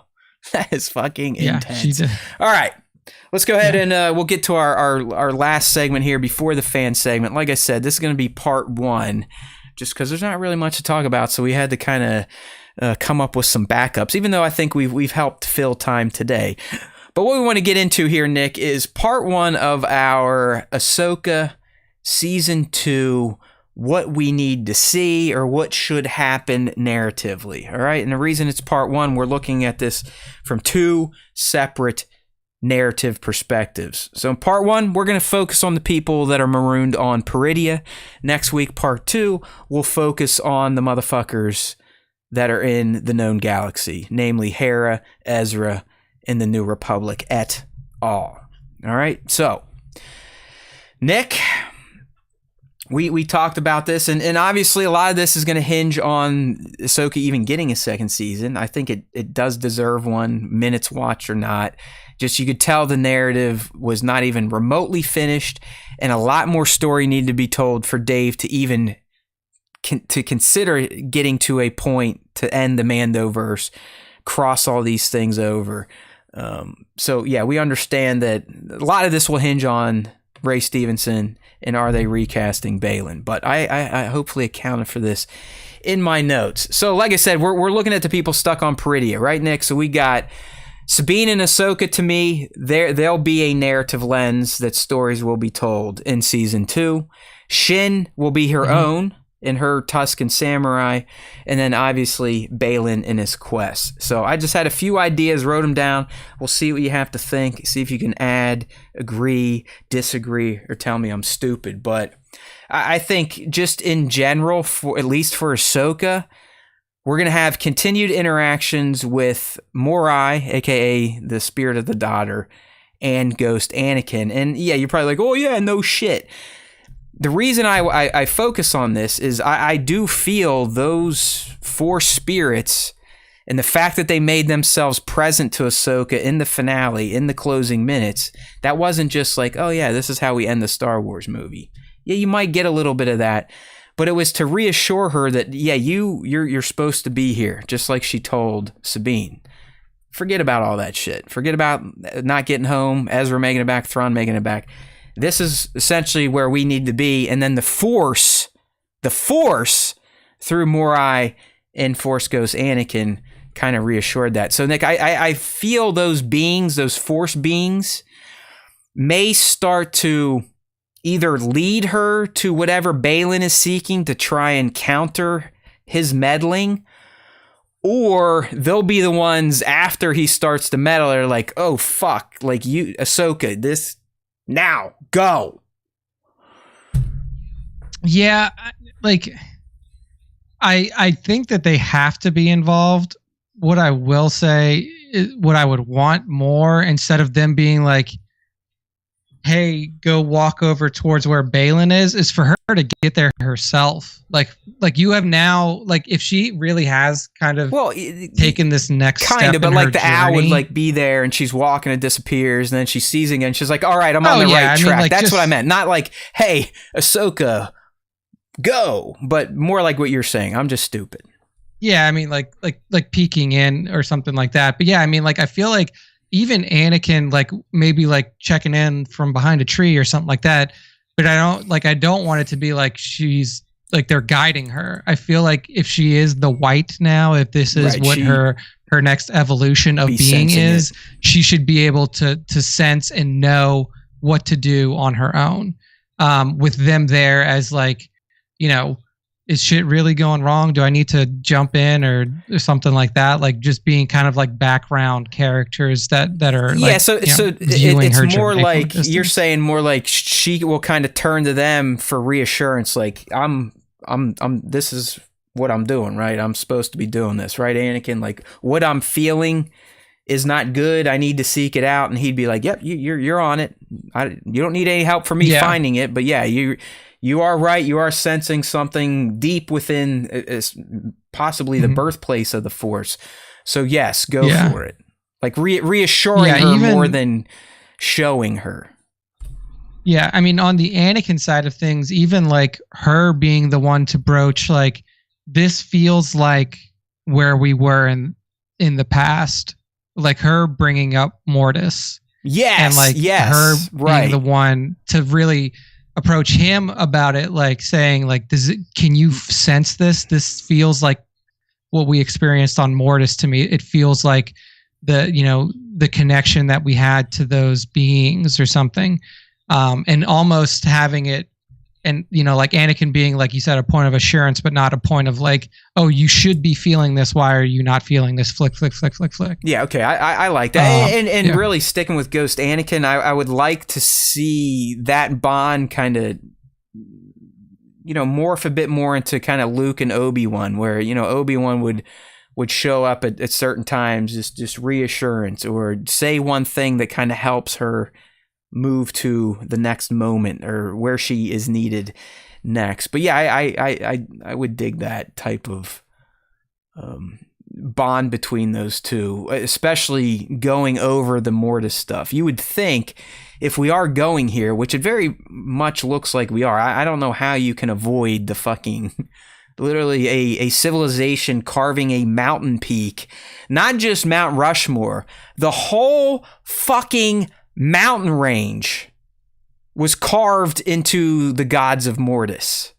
All right, so it's like we can't just ignore this. There's something going on this planet, as Balin was telling us through the teachings of the Jedi when they're young, which he thought were fantastical stories. We have to assume they're saying, yeah, there's this planet called Peridia where the Force was born, and these gods oversee this conduit, and all things the Force pass through here. This conduit of the Force affects the Force across all galaxy and time. So he took that and he ran with it, and you would have to think, once Ahsoka realizes, like, all right, I know what he's getting into now. Anakin, you remember when I fucking died and I've got like the essence of one of them in me? What does this mean? And be like, yeah, you died and I didn't become the father, and that's why everything got fucked up. So deal with it and fix this for me too, please. Okay, another thing I expect to see is the kind of the bond between Ahsoka and Sabine being refined, if not perfected. I'm talking like when the next time we see them, it should be evident that, like, okay, they figured their shit out. No more sad Sabine, looking at Ezra talking about his former master, feeling all bad that she doesn't have that relationship. I think towards the end of this season, Sabine is showing her Force abilities, Sabine staying with her master. It shows her growth, and I just think that's going to continue to the point where we see them. We're going to be like, yeah, that's a fucking master and apprentice right now. Like that would be a formidable duo to go up against at this point in time. Yeah, I definitely do want to see, like, fucking hopefully they get back to they can get back into the galaxy, and help Ezra at some point. But like, I do want to see the growth of them as master and apprentice for sure. The training, you mentioned like the Boken Jedi training model, and like that kind of coming to fruition with Sabine. Yeah, because I mean, obviously, like what I was trying to say, Nick, and I know it doesn't make sense, but Sabine is going to feel much different than we saw her in season 1. I mean, naturally, she had growth by the end of the season, so I mean that's not like a big revelation. But I'm saying it's going to be even more different than that. We're still going to have that Mandalorian edge to her. Like, she's not going to be in a fucking brown hood, doing the Qui-Gon meditation left and right. But I think she's going to be way more focused, way more in the moment, and will embrace the Force much more than we had seen her in season 1. To the point, like Nick was saying, she is going to be a new type of Boken Jedi. She not only is she now trained outside the temple, but she still has her fucking Mandalorian heritage baked into her. So as we said a few weeks ago, fuck Grogu. We all thought he was going to be the next coming of Tar Vizsla. It's here. She's just stuck on a planet, a mystical planet, possibly the birthplace of the Force, home of the Force. So the rest of the galaxy, her brothers and sisters of Mandalore don't know yet. But when we come back to Sabine, she should be the full-fledged Jedi Mandalorian that Tar became. Yeah, I think that's kind of the path that she's on now. What's going to be interesting is like we said, leading up to Ahsoka, like she's all but shunned Mandalorians. Like she has chosen of her own will to not include herself in the reestablishment of Mandalore as a planet. I mean, like, who knows if she knew about it, but like, I don't think that her storyline as it is now is leading towards a Tar Vizsla-esque character. Yeah, not like leading anything, but just she's I don't know. You're probably right. Not even leading. They're not going to like not even neuter the spirit of Sabine. I don't want to say that. Like I just feel like she's going to be more focused, maybe like more embracing of the Force side of her than she was. More open to it. More open to what it meant to be a Jedi, I guess. Yeah, I mean, I think that what's going to end up happening is that she is going to embrace the Jedi within her a lot more, for sure. But like, as for her, like taking up the mantle of Tar Vizsla, but not necessarily like in a leadership sense, I don't even think she has a desire, from at least what we've seen so far in Ahsoka and what we've been presented with. She doesn't even have a desire to interact with Mandalorians anymore. Like, yeah, she's still wearing the armor and she's still, like a Mandalorian by birth. But if you were really invested in the growth of the Mandalorian people again, then you would have been more present than, but in that part. Let's say she does kind of have that hero's return, like we're predicting, maybe coming in at the last minute through a portal or whatnot. And the bows of the world are there. I mean, how sweet would that be for them to see this Mandalorian armor wearing motherfucker come through, force throwing people, throwing lightsabers at people, having them come back, pulling out a blaster while the lightsaber's in midair. I want to see a fully fledged Jedi Mandalore. Like, let's fucking go. And that's what I think we're going to get in Ahsoka season 2. Like, I think we are going to get that. And, calling her Tar, probably the wrong words because he was the leader and ruler of Mandalore. I'm not saying she's going to have those aspirations. I just think she's going to be the fully realized version of those cultures. Something we haven't seen on screen, and that's going to be fucking killer. Now, sticking with Sabine, Nick, I do think, even though I think her and Ahsoka's bond's going to grow, and she will be buying into Ahsoka saying, hey, we're supposed to be here, I do think ultimately, though, Sabine, throughout season 2, is going to be the one that still has an eye on getting home. Even though she's sort of come to the realization that, hey, the Force wants me here, I think she's going to be the one, especially once, as we think, Baylan might open the doors of chaos, she'll be the one like, all right, we got to fucking get out of here. We got to warn everybody. Let's go, Ahsoka. Enough is enough. I do think she'll be the one kind of driving that, possibly even before Baylan potentially completes his plan. Yeah, I do think so. I think that her focus for sure is going to be, like, she's still going to be quite hasty in the beginning, I would imagine, because she knows that Thrawn is back. She knows that only Ezra made it back. And she's not at Ahsoka's level, like, oh yeah, let's just trust in the Force. I don't think Sabine's there yet. She's going to get there. That's the Sabine we're going to see, like I've been saying. But Nick's right. I think early season, maybe even when Ahsoka's hanging out with a Noti somewhere, Sabine's going to be like trying to rig one of their pods to get some sort of, intergalactic signal going down. Yeah. I think that she is still very much like a what's in front of me focused type of person. So, I think that she'll struggle with that for a bit. And then she still wants to fuck Ezra, even though they think they're brother and sister.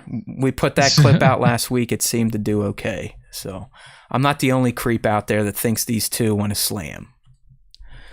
Nick, this one you kind of touched on here, but Ahsoka, via her deeper connections to the Mortis Morai, will eventually lead them, the good guys, towards whatever Baylan finds, or at least alert her that, hey, that reason the Force put you here? Well, search a little deeper, because that other Force user on the planet that's talking about ending the cycle and going to the beginning, well, he's about there and he's about to do the thing. So go, like, go now. Yeah, I think that is for sure going to happen. I think that has to, like, if that doesn't happen, then then really what are our heroes still doing on Peridia if they're not here to like follow along and try to stop whatever's coming? So yeah, I think that for sure is gonna pop up in season 2, and will end up being the primary storyline of the Peridia gang. I think so. So like the first episode, 2 episodes, we're catching up life on Peridia, checking in with the Noti. They've probably built their own little hovels by now, maybe a training montage, Sabine doing crazy shit with the Force. But yeah, I think eventually, either through Morai, the Force itself, or Anakin kind of nudging her, she's going to start to sense what Baylan is possibly thinking or getting into or got into, and then that'll pop off the main story. So kind of moving away from Ahsoka and Sabine and putting the focus on Shin now, because I do think she will have her own little narrative lens to help lead us through the second season. Remember, her and Baylan are separated. He essentially said, I'm done with you. I can't help you anymore. Go find your own fucking path. And we know what that's going to be. So I think when we return to Peridia, see Shin in season 2, she's clearly will have fully assumed the mantle of leader of these bandits, the Tusken samurai, as we've been calling them. And because of this, and because of the dynamic we already know existed between these bandits and the Noti, she'll probably be a bit of a thorn in Ahsoka and Sabine's side. Obviously nothing that they couldn't take on, but she'll probably, because all she knows at this point is how to lead and warmongrel. She's probably going to be, hey, what'd you guys used to do before I was leader? Oh, you'd fuck with the turtle motherfuckers? All right, well, let's go fuck with them.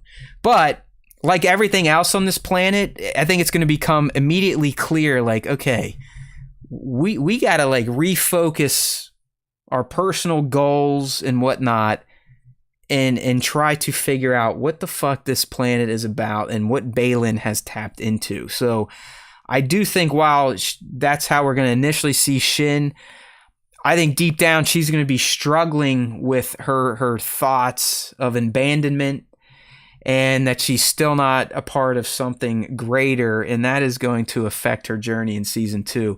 And Nick, I believe she's going to be one of these characters that's kind of left with the choice of, do you want to fucking rethink your life and maybe listen to the likes of an Ahsoka? Or are you going to stick with this power grab and feeling like you're in control and kind of keep skirting on the dark side of the Force? So I think we hopefully get more insights into Shin and actually feel her struggle. Because for the most part, she was like an attack dog in season 1. We didn't really get any development from her. Yeah, what I think would be more interesting for her, instead of just like, well, now I'm your leader, is something similar to what Fett went through at the beginning. Like, actually feeling a part of something. Yeah, like actually understanding like who you are as a person, right, and that coming through connection with someone else, like through someone else. Because if she like, that would be kind of shitty if like she just like shows up, raises her lightsaber, and is like, well, I can kill all of you, so I'm just gonna be your leader now. Because it kind of looked like that was at least her initial plan, huh? Like, I'm here. Yeah, I mean, like that was like such a weird thing, because it's like she raises her saber and they all look at her, and I'm like, I don't really know what you're trying to achieve here, because like, okay, like you walk into this camp and what, like you assert your dominance over these people and you're their leader. You don't even know who you are as a person. Like you don't even know who you are as an individual, not attached to something or somebody else. And I think what would be more valuable for her is to like take the time to integrate herself amongst these people and really have an understanding of her as a person and as an individual, and understand what her goals are. Like what are, like, instead of just being like, I'm going to lead you, we're going to go run and kill, and then look, Baylan's doing something with that stuff, we have to go deal with that now. Like now she's just like, she's just doing to these people what she's been done to her whole life. Like she's just pulling them along to do whatever it is that she thinks they should be doing and she should be doing. Just saying what I tried to say in a much more intelligent and clear manner, because that's what I meant. Is like early on, I think she is going to be like that outwardly barbarian type of shit. Like, oh, I'm just Shin, la la la la la. But like I said, deep down, she is going to be struggling with this feelings of abandonment. As I think Ivana had said, like, listen, my character, she just wants to belong to something. You know, she wants to feel accepted. So I think that perfectly plays into what you're saying, and I dig that. Go the Boba route with the Tuskens, where she actually becomes a part of the tribe. Because Nick, with that, she could then gain insights about Peridia and what happened, which means fans are gaining those insights in an intriguing manner versus it just being blah, look, here it is. We could learn about why Peridia is so desolate in a wasteland now, why the Great Witch Kingdom disappeared, why the Great Mothers wanted to get the fuck out of here, why it seems to just be these bandits and these turtles, what happened. So I think your point is fucking fantastic, because that'd be a great way to deliver a ton of narrative, a lot of information about this planet, while also developing a character that a lot of fans kind of latched onto. Yeah, absolutely. And you know, there's also the big question of like, does Shin even want to go? Like everybody is under the assumption that like all of the characters who ended up on Peridia from the OG Star Wars galaxy, their goal is to get back to it in some way. But like for Shin, like what's back there? Nothing. Like there's no reason for Shin to even want to go back. Like Shin could very much make a new life here and become a part of this culture and help rebuild a society on this planet that was clearly being held down or suppressed by, you know, the Night Sisters, or like, you know, after Thrawn got here, being controlled by Thrawn for his own uses. Like she could be a part of rebuilding a society on a planet that has essentially been forgotten by the universe. Yeah. So do you think, which I think would be interesting. Sorry. Do you think then, I'm with you there. So I don't think Shin will be giving two fucks about what Baylan is up to until I really think he's going to essentially be flipping a switch, and everyone on the planet's going to be like, oh, fuck. But kind of like what Nick is saying, I think Shin is going to be so consumed with the sense of belonging and building up this tribe and just trying to make the best of her situation. Because as Nick said, it's not like she has anything waiting for her in a known galaxy. Why not be a queen here? It sounds like a pretty damn good life for yourself. So do you get what I'm saying? Like, I don't think she's going to devote much energy at all to her former master until she is essentially forced to by him and whatever he unleashes. Yeah, exactly. Like it'll become her problem when it becomes everybody else's problem. And then that'll, you know, it'll become essentially like the enemy of my enemy is my friend situation with her in the bandits, or her in the, you know, the Peridian Tuskens, and then, you know, Ahsoka's crew and the Noti. It's gonna kind of be we have to all come together to do this, because if we don't, then we're all gonna die. Yeah, that's kind of my next point. Then is like I think eventually, through whatever Baylan unleashes, ends. I don't know which word to use yet. that Shin, Ahsoka, Sabine et al. Will kind of have to coalesce together, right? Like they're gonna have to kind of get their shit together and figure out like, okay, what do we do now? Can we put this thing back in a box, or is it so fucked that we need to figure out how to get out of here so we don't die, so we can let everyone else know in the fucking universe that this has happened? Be it the unleashing of Abeloth again, Baylan taking control of the Force, Baylan killing the Force, which he can't technically do because we have Force still happening many years beyond this timeline, so it's probably not going to be that. Real quick, sorry about that, BMAT. Thank you for that super chat. We love you, buddy. You're too kind. BMAT essentially at this point in time is the president of the SWTS fam club. No one can take it from him. He is #1 fan. Thank you. Right. What I think would also be interesting with the storyline is, I mean, if you remember, and I don't like for some of you who have played KOTOR, it's probably been a while, or for some of you who haven't, like KOTOR established that the Tuskens on Tatooine were not from Tatooine, that they came from somewhere else. So I want to see if they go down that narrative story path and like, are they potentially like the Night Sisters from Peridea and fantastic. And it makes sense within the narrative set forth in season 1. I mean, one of the great mothers literally said, or I think it was Morgan actually, those were the motherfuckers, the Night Sisters of Peridea, the witches. They were the ones that figured out Purgils in intergalactic travel. And as I've been asking at least, why did they leave and set up shop on Dathomir then? Were they a civilization that was looking to kind of seed the galaxy? Or were they trying to escape an impending doom? So that's brilliant. Like they'd been traveling for thousands and tens of thousands of years is what Morgan kind of made it sound like. So, you know, Nick, what if people were coming back with them and staying on Peridea, like the Tuskens or the Noti? Yeah. What if they seeded them from other planets, or if they are natives? I mean, that's a very interesting thing to think about, and that's what we could get from Shin and the Tuskens. Hey, tell me about your culture, your history. How'd you get here? We don't know. We were brought here. We only knew about those gods, and now that one god died and everything fucking started to go squirrely here. The witches started to leave and blah, blah, blue. I like it. I like it. Start writing this shit down. Let's go. We'll send our notes to Filoni tomorrow on the hotline. I got it right here.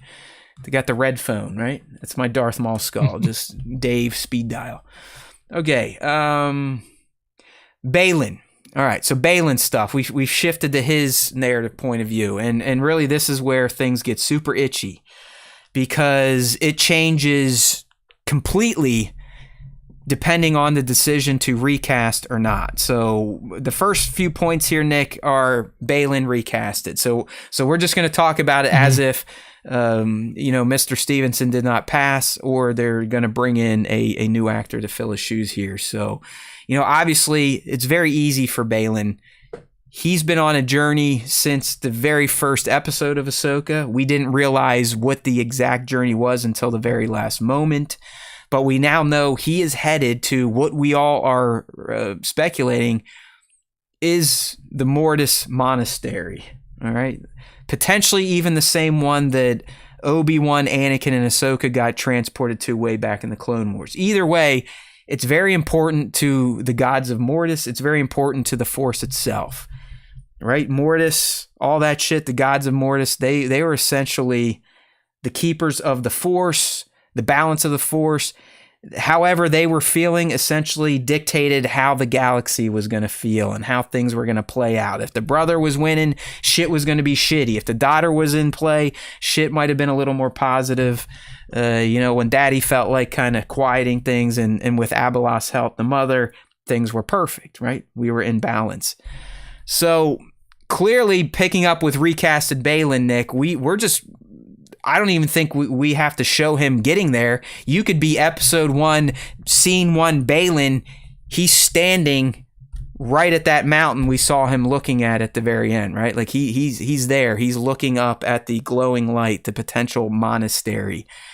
He has made it to what we are potentially predicting to be the Mortis Monastery. Yeah. Right? Or do we give him some time to adventure there? Or since we kind of skipped him in episode 7 and 8 and just moved him, right? Oh, now you're here. Now you're here. Do they keep that up, Nick? Or do we, with recasted Baylan, potentially get a bit more of his journey to the Star Wars version of Mount Doom? I think that it would be valuable to see more of the journey, because his timeline is what expedites everybody else's timeline. Like, so if he shows up there, and if like episode 1, he's already there, that means that the downtime there is to like tell story for Ahsoka's crew and Shin and her gang is extremely limited because he's there and shit's about to go down probably soon within the next episode or two. But what I think would be cool is up to this point, we have no idea what is motivating his movement towards this mountain, like towards this monastery. Like all we know is that there is something calling to him, or there is something that he knows is there.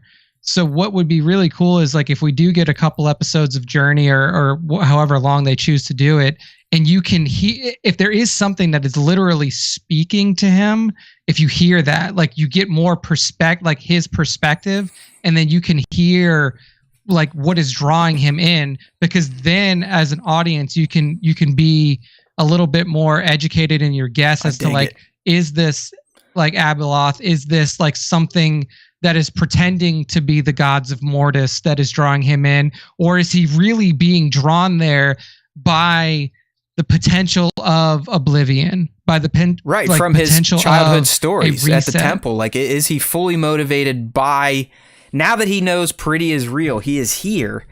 You would think if he was hearing those tall tales as a youngling, he's like, well, that's going to keep me driving. The tales haven't lied to me yet. Pretty is a real thing, so this also has to be real. I'm with you. If we go with the other way where something's speaking to him, are you essentially, we could potentially get narrative exposition in a similar setup to Frodo and the One Ring, right? How you could actually hear in the movies the ring is weighing him down. It's speaking to him. When he puts it on, you can hear the whispers and he's in the shadow world. Something like that, right? Where we, the audience, kind of can learn a bit more about his motivations and in this mystery through the weight of whatever power is calling him. Exactly. I think that would be such a valuable point of view for us to understand, because like if we just end up there and like he's like, okay, well, I'm here, boom, let's get this shit going. We would never understand the motivation for him to get there. And I think that's super valuable, especially for a character like that, who has been so single-mindedly focused on this from the moment that we met him, is like really bring us in on what is that motivating factor for him to get there. So I think that would be really I cool. mean, because I guess he really hasn't said exactly why we think. I mean, he clearly has an issue with light and dark, like the rise of the Jedi, which only gets toppled by bad guys, and then the bad guys get toppled by the good guys, and then those get toppled. Like that's the cycle he was talking about ending. So Nick is right. Like what is he, why does that bother him? Like what happened to him? Who died? Or what did he lose that is driving him to do this? And to go back to Nick's point, you know, it could actually be a third style, right? You talked about he could be guided by a voice. He could be guided by his knowledge that was given to him as a youngling. But what if it's a combination, Nick, to where up until getting to Peridia, it's all been based on his belief system that he learned about as a youngling. But when he gets there and as he gets closer, you know, we're following him along this journey, like you said, One Ring shit starts to happen to him, where he's even starting to go like, oh shit, like is this what's supposed to happen? Like I know what I'm walking towards, but this seems off. Should I keep going? Am I too far deep at this point already? Like have I been manipulated the whole time, where he almost comes to the realization like, oh fuck, I haven't been in control at all. Yeah. I mean, I think that could be super cool as a storyline, especially if it is like, Abeloth, like that would be the best, like where he thinks all along he knows what he's getting into based on what he was told as a child, but then when he gets there it's a big bamboozle reveal, like oh shit, I'm a rube.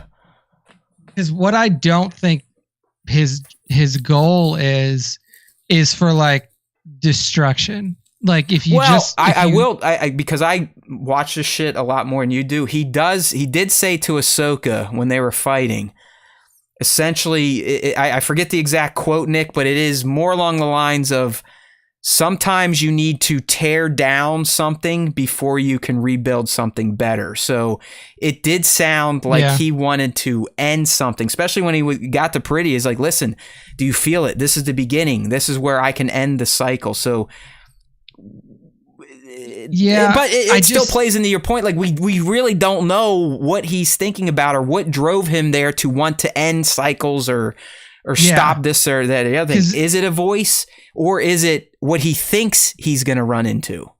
Yeah, because like my thing that I was going to point to is like he kept like he has a moral code that is based around like he clearly doesn't like to kill people. Like that's just not his bag. And then he also still looks up to the ideal that the Jedi Order was. He was like, I loved the ideal of it. And if you think of like, what is the ideal of the Jedi Order? It is a group of people who are focused on squashing out darkness in conflict or like darkness in the galaxy. So like his ideal is a situation where there is peace throughout the galaxy and there is no darkness to rise up to squash the light. And like it almost feels like that's kind of like what in like maybe in his mind, like, well, that is what I want to get to, but the only way that I can get to it is by unleashing this fucking huge like this pure force of chaos to just reset everything. Like maybe that's it. But it is so hard to really understand his motivations because we don't know what he's working towards or what he like what information that he is working off of. We can just speculate that if he's purely going off of the tall tales he learned as a youngling, they were more than likely revolved around, hey, this planet out there, this is the home of the Force. Like this is it. And if you get there, the power you can achieve is insane. And he could be working towards that. And his goal, Nick, could be, I'm either going to take it for myself and show everyone how the Force should be used, or I'm going to snuff it out so no one gets it. Yeah. Or it could be what we've been talking to where he thinks he's going there to do something, but in the end, it was a nefarious force directing him there, and he's actually going to unleash hell and literally let out chaos in physical form via Ebeloth out into the universe again. And remember, all Force users hated her. She was bad news, like real bad. The devil, essentially. Like, fuck everybody. You all need to die. The only way I'm satisfied is if the universe is in total chaos.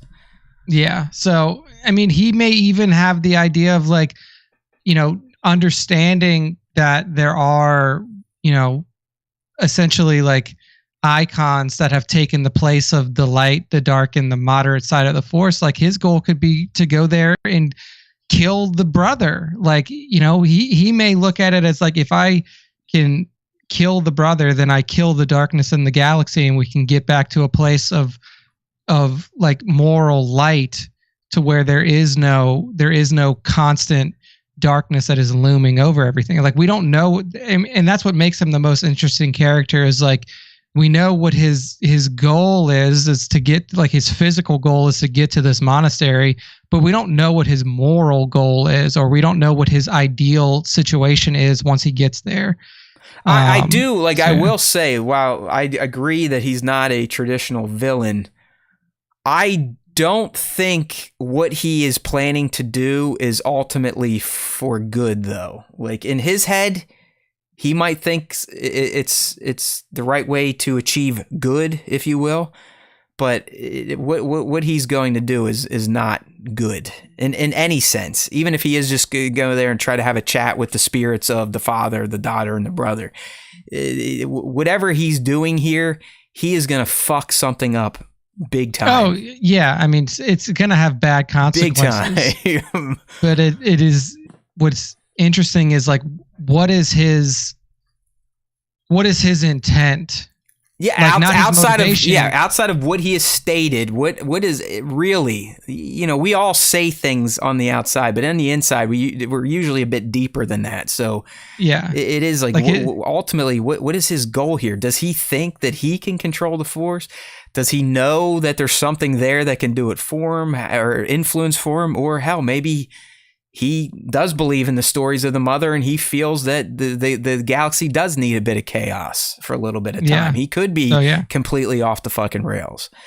Yeah, motivation is clear. Intent is very unclear. Right. Like, how are you going to go about getting to your end? So we'll see. And I really think the most interesting take would be, and it would pay off on the the skull and Hati allegory that Dave clearly went with here, that he does think he's going to do something righteous, but he's actually going to unleash Ragnarok mistakenly, which, why I think a lot of people are turning right into the Abeloth theories, because that makes the most sense. Like he's I don't know how Shin's going to play in and kind of pay off on that allegory. Clearly, it's still in play.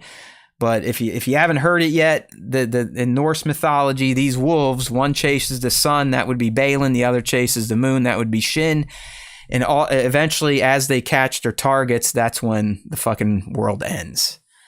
So he thinks he's doing the right thing, but he is going to be gravely mistaken.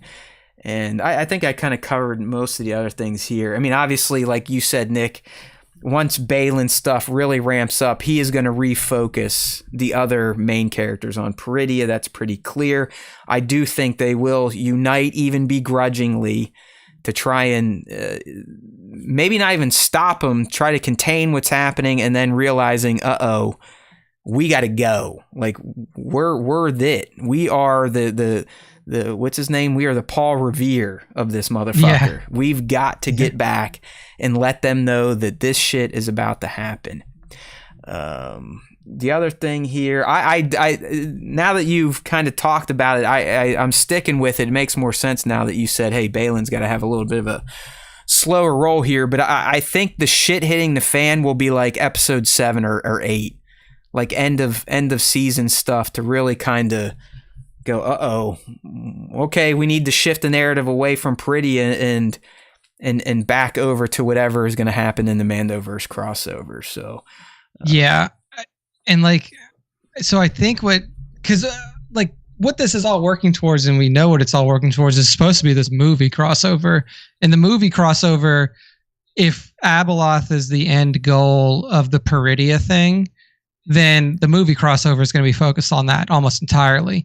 And it will be so bad if it is like what everybody is describing it to be. And I'll just be upfront, like, I don't really have a background on what Abeloth is. I didn't read the stuff around that character from the old EU, but if it is a Ragnarok level event, then it's going to be like, even fucking Thrawn and the Night Sisters are going to have. How funny would that be, Nick? I love that you said that. If all along we're thinking like, oh yeah, the conflict, it's so simple, it's going to be Thrawn versus the New Republic again. What if, I think this is where you're going, it's the Remnant through Thrawn has to team up with the New Republic to battle this unknown force? That would be fucking wild. Exactly.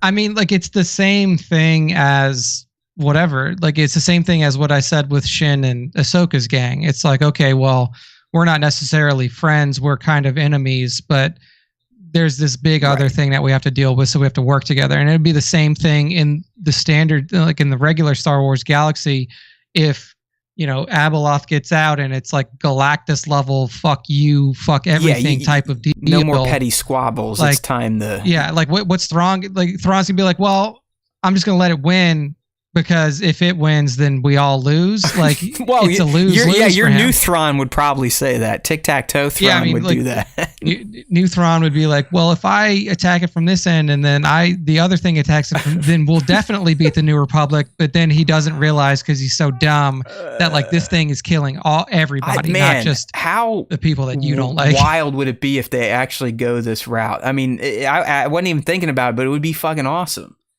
I mean, isn't this sort of what...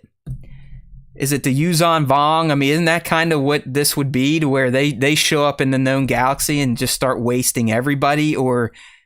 Oh, yeah, it's like a galactic level fuck everything. But did similar to the Yuzon Vong. Was the Empire was gone at that point, though, right? Or was there like the Empire was there a remnant, gone. Or was it just the good guys had to fight the Yuzon Vong? No, there wasn't any... As far as I can remember, there was no Imperial remnant. This is after Heir to the Empire and Thrawn by like a long degree. This is when like the Solo and Skywalker kids were around. Like Jason and Jaina Solo. Chewbacca were technically gets waxed, right? Yeah, he gets wasted. So like this is far beyond. Okay. So what we're spinning would be better, because it would be literally the remnant and the New Republic, fresh off of a civil war, is essentially going, hey, well, I know Thrawn, you're back and we really want to kill you, but we also need you because this thing is going to eat our galaxy. Yeah. And honestly, if you look at it in a future-looking narrative sense, there has to be a reason that the First Order is still around, right? Like, First Order is still around as a known entity in the New Republic government. Correct. Like, it's not like an underground thing. Like I said this like couple like episodes ago. The New Republic is a part of, or the First Order is a part of the New Republic government.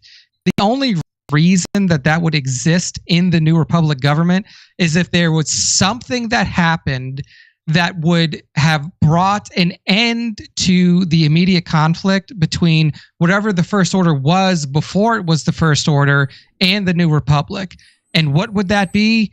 This whole thing. Like Abeloth coming in and forcing the Imperial Remnant to work together with the New Republic would then put them in a situation to where after Abeloth is taken care of, both sides have to make a choice. What are you going to do? Go back to war with each other? Like go from one war to another one? And just say fuck it, like whoever dies, or do you choose at that point to just say like, hey, everything was just super fucked up, like maybe we just let bygones be bygones and find a way to coexist in this galaxy together, so we don't have another period of just absolute destruction and mayhem. I dig it. There's no way this will ever happen. It's almost too intelligent and creative for Star Wars, especially Star Wars TV. But yeah, I'd love it. And really the end, like how the conflict ends, we go all the way back to Rebels. Ezra, Thrawn, they team up and sacrifice themselves to get the killing blow. Done. Yeah, I mean, like that could be a fantastic way to bring this whole...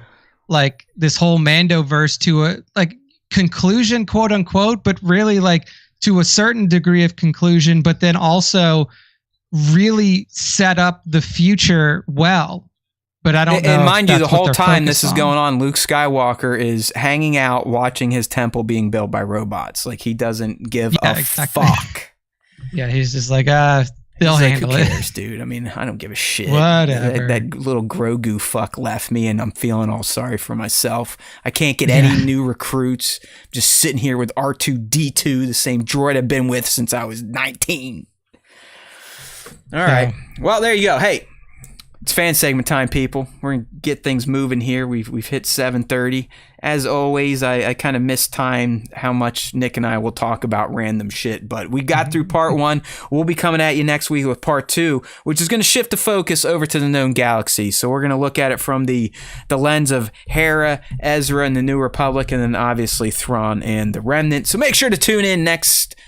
Actually, just kidding. Next week we may be moving. I got to talk to young Nick after the show.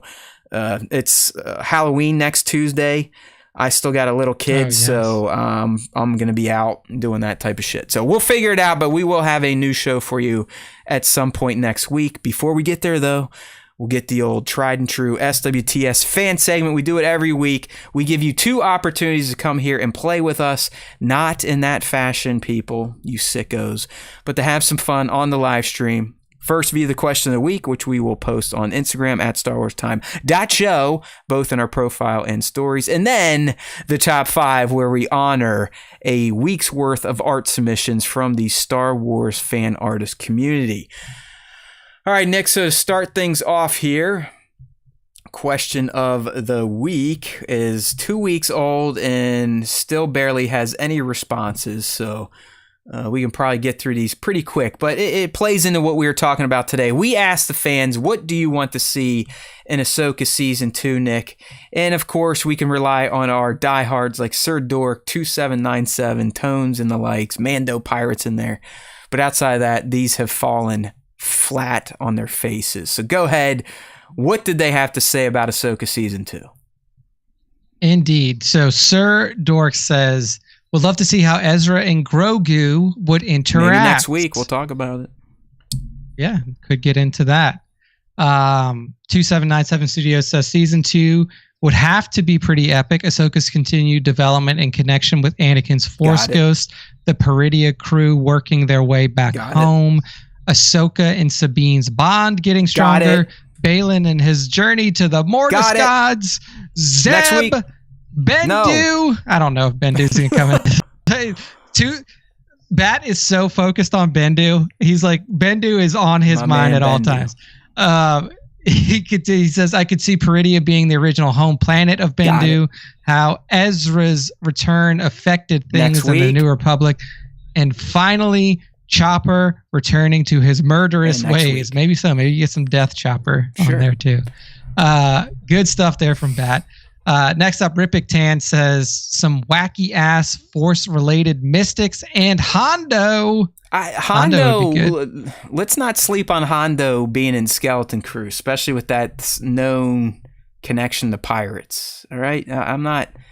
There's always a chance. I mean, if anything, just take the fucking animatronic from Galaxy's Edge and just stick it in a few scenes. You know what I mean? Prop it up in there. Yeah. No, I mean, it does make sense for him to pop up in Skeleton Crew for sure. Some form or fashion. Who knows? All right, next up, TG Vaughn says Zeb. I mean, he's got to make it back at some point, right? Unless they've hopefully the Zeb CGI piggy bank is being filled up every day, and they will have enough pennies to make sure that happens in Season 2. 100%. All right, next up, Mando Pirate says, I want to see Ahsoka, Sabine, Shin, and Balin's journeys on Peridia. I'm excited to see what they do about Balin. I also want to see what's going on in the main Star Wars galaxy and how the New Republic is going to deal with Thrawn's return. Next week we'll fill you in. We will. No, and then EKU Rory, Grandpa Jar Jar. I might have to block him from the account. Grandpa Jar Jar, I think is like he's dead, right? Canon, like he died as a destitute. Not dead, but yeah, he was just kind of like a street performer hanging out. So his glory days of it doesn't sound like his mom's daughter invited, or no, it doesn't sound like his buddy Padme's daughter invited him to rejoin the Senate after the rebellion. I think what EKU Rory really wants is just like a full Gungan focused series, just like what's going on with the Gungans. Oh no, he's creepy. He wants an X-rated Gungan porn, is what he's going for. Yeah, so maybe Misa, he can talk Misa Usaka yo Bibi. He needs to link up with Matthew Vaughn, and they need to work together on rebooting the prequels with way more Gungan focus. Right, here's something to leave everyone with. Reboot the prequels. Oh, boom! Reboot the prequels. That shit could use a rebooting, my friends. Hayden's not that old yet. Neither's Ewan. Neither's Natalie. Just fucking do it again. Yep.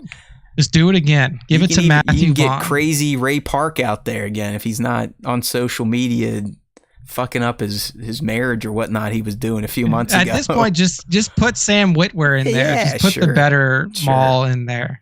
So, all right. Well, thank you. That's question of the week. Let's go ahead and get things switched up for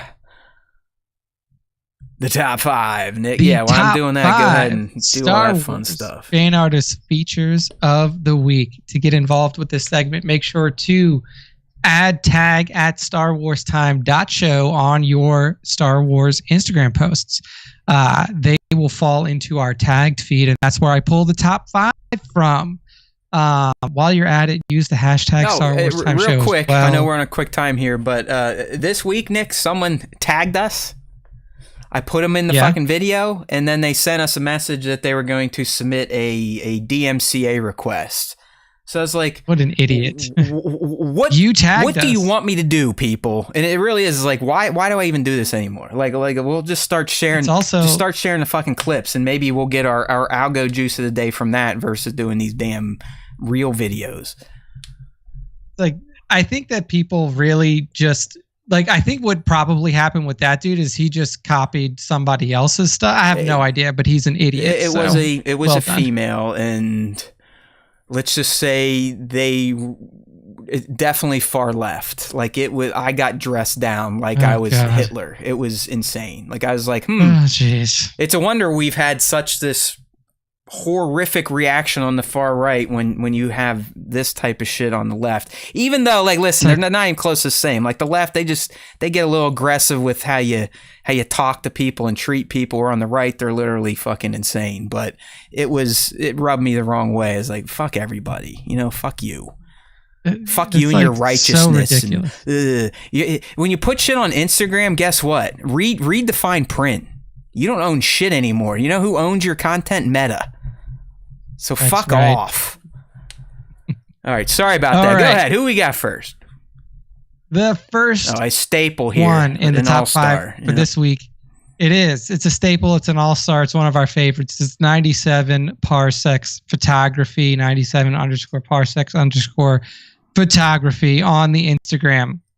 And he's given us an awesome shot of some of the more obscure characters here in the Star Wars universe. We have Black Chrysanthemum absolutely taking to task Ponda Baba and Dr. Cornelius Ezzavan, also known as the two people who accosted Luke Skywalker in the Mos Eisley Cantina in the beginning of episode 4. It's almost like Grief hired him to just kick these shitheads off of Navarro, right? Off Navarro, exactly. So what we see is Black Chrysanthemum's got Ponda Baba thrown completely over his shoulder, just carrying him out of the Navarro Cantina like a small child. He's dragging Dr. Ezzavan along by his collar as well. And in the background, you see Grief Karga there, just it almost looks like he's about to clap as Black Chrysanthemum is taking these assholes out of here.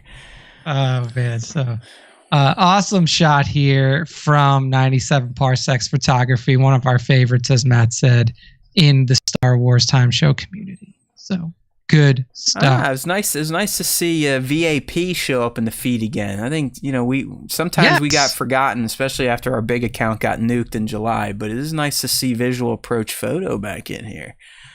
And Nick, I'd argue that this is us, because remember at one point in time when we were the biggest not Star Wars fan podcast out there in the toy community, he would do these setups with the troopers getting fucked up, and it was always you and I. It was Matt and Nick, the troopers. So I would like to think that this is still us, and I'm the one getting shot in the background here. Yes, it's an awesome shot at visual_approach_photo of two stormtroopers in the heat of battle on Sullust, as he's told us in his caption. But it is an awesome shot. This trooper in the background clearly took a shot to the chest and is in mid-fall. The trooper in the foreground in a good kneeling position, firing off at the enemies who just took out his buddy. And as always with Visual Approach, the post-processing effects and all of the effects in the shot are top-notch. really good stuff. And there's some good behind the scenes in there as well. If you scroll through, he's actually got like an alternate shot. Here. I like that. That low light shot's pretty slick. Yeah, too. The low light one is got an add ST in the back. Mm-hmm. So yeah, good stuff here from @visual_approach_photo. Again, one of our favorites. Yeah, it's weird. I actually I started editing old toy pics again. I don't know if that's a sign of anything, Nick, but just this past weekend, I picked up the iPad. I realized, shit, I still have like 15 raw shots on here from last year that I never edited. So you never know. Check out @HeywoodPop. Might start seeing some toy photography again. The spark has been reignited. Somehow, Haywood Pop has returned. It's coming. Yeah, exactly. Oh man, so good stuff there from Visual Approach. Next up is @Cinebade, CINEBADE. This could be what we're talking about next week. Could be. It could be. What we have here is a future-looking shot from Cinebade, and it is a shot of Ahsoka, Ezra, and Luke Skywalker, accompanied by their droid companions R2-D2 and Chopper, and they're all looking skyward at a potential galaxy-ending enemy. It's a really well posed shot by Cinebade here, and it really does potentially give us a view into what we could be seeing in this Ultimate Mando crossover film. All of our heroes, our Force-sensitive Jedi heroes, coming together to defeat a big bad, potentially Abeloth, that is looking to destroy. I'm not gonna lie, it's not gonna happen, but an Ezra meeting Luke moment would be brilliant. I mean, they're the same age. Ezra essentially was doing Luke Skywalker shit before Luke even knew he was going to get mixed up in a galactic conflict. I think that, you know, they're tinkerers, right? They're pretty decent at the Force. Although honestly, this Luke would probably creep Ezra out. Ezra would be like, yeah, your sister was way more chill and relaxed than you are, dude. Like, no. Dude, I mean, people have been looking. They're like, who's the new Kyle Katarn? Like, is Kyle Katarn going to come back? Right. And it's Ezra Bridger. It's Ezra. Like, the new Kyle Katarn is Ezra. Like, you know, for those of you who don't know who Kyle Katarn is, he's the guy who helps Luke reestablish the Jedi Order, one of the first people that are trained after Luke reestablishes himself as a teacher. Like, it could be Ezra. Ezra could be that replacement right there. Awesome. Sorry, our little friend just showed up here. She was showing me our little Ray. She got her lacrosse kit for this weekend.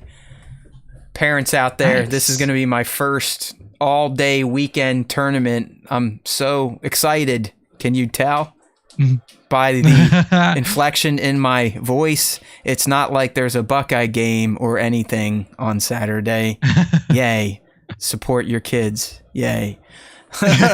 Yeah, no, Nick, sorry about that. She kind of cut you off. I was still hearing it all. I wasn't even thinking about that, but you're 100% spot on. Like, Ezra could fulfill the Kyle role, hanging out with Luke, rolling through the temple in between, missions. It would be excellent. It would be good stuff. But hey, who knows? And if you scroll over on the Cinebade thing, on the Cinebade post, they superimposed a good Ahsoka logo. Just like I said, Ahsoka season 2. This is going to be a scene we'll talk about next week. That's right. So good stuff there this next one's fucking on everything, dude. This one's so good. This one here is from Chava. Chava.Fernando. And you know what? Everybody needs a leisure day. Even Darth Vader. And what does Vader love to do on his leisure day? Just a casual bike ride through a sunny city side, trees in the background. He just needs a breath of fresh air. That's all he needs. It's just such a perfect image. I mean, really, anytime you put Darth Vader in just a mundane day-to-day situation, like Nick said, he's literally riding a mountain bike that has like a street bike handle on it, so they got the the curves there. So if you really want to stand up and race, and Darth Vader, even though you can't see his facial expressions, he looks as calm and at peace as we've ever seen the Dark Lord of the Sith. Out here on a sunny day, taking in the rays, enjoying the green leaves, and getting a few pumps on his bike. It just, I fucking love this shot, dude. This is what we need in a rebooted Star Wars. Vader riding in the OT reboot right here. We just need to see Vader's downtime. You know, what does he do when he's not on the Death Star, when he's not on the Super Star Destroyer, and when he's not, you know, choking out Imperial officers because they don't listen to him? Yeah, what is Anakin Vader? Like, Nick, as this scene's going on, he's riding his bike, you get thought bubbles, and he's like, well, if I would have just stayed with Padme, I could be teaching Luke and Leia how to ride their first bikes on their training wheels. You know, just, you're right. Like, we need this. We need Downtime Vader season 1. That's right. Good stuff here at chava.fernando on Instagram. Well done. And the final one in the top 5 this week comes from Mr. Stormtrooper Davis. And this is more like the Vader that we know. So this is a scene recreation from the Kenobi series. And he's done a really great job using a mix of digirama and a practical diorama that he's got set up here. To really recreate that moment in the Vader or the Kenobi finale, the final showdown between Vader and Kenobi, the giant spire rocks in the background, the huge rocks that both Vader and Kenobi use in that fight, the ultimate duel at the end of the show. And what this shot shows is just imposing stoic Vader standing there amongst these rocks and amongst this landscape with his lightsaber ignited, ready to take on his former master once again. Yeah, it's just a really good digirama here. You know, Mr. Stormtrooper, they got some stuff in the foreground that try to tie the digital screen into the scene, and it works. I'll be honest with you, man. I mean, Vader always looks good. It's that damn flare on the lightsaber that's really kind of selling this shot. And I know that sounds silly, but sometimes just a very minimal effect in post, or even if you can capture it in frame, it is always going to take a shot to the next level. And that's what Mr. Stormtrooper Davis has accomplished here with good old Darth getting ready to kill his former master, or at least try, until Obi-Wan's like, no, I have the power. Rocks are my friends. You will die.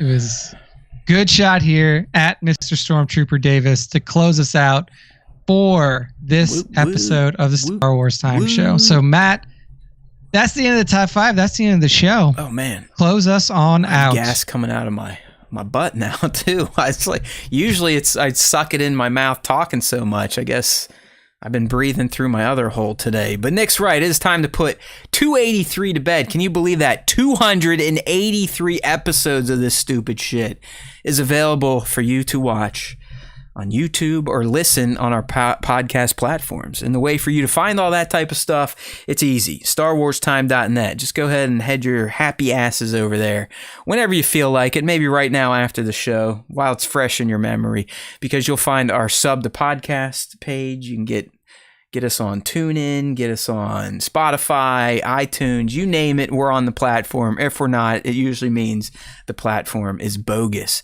You can also get latched into our YouTube from StarWarsTime.net.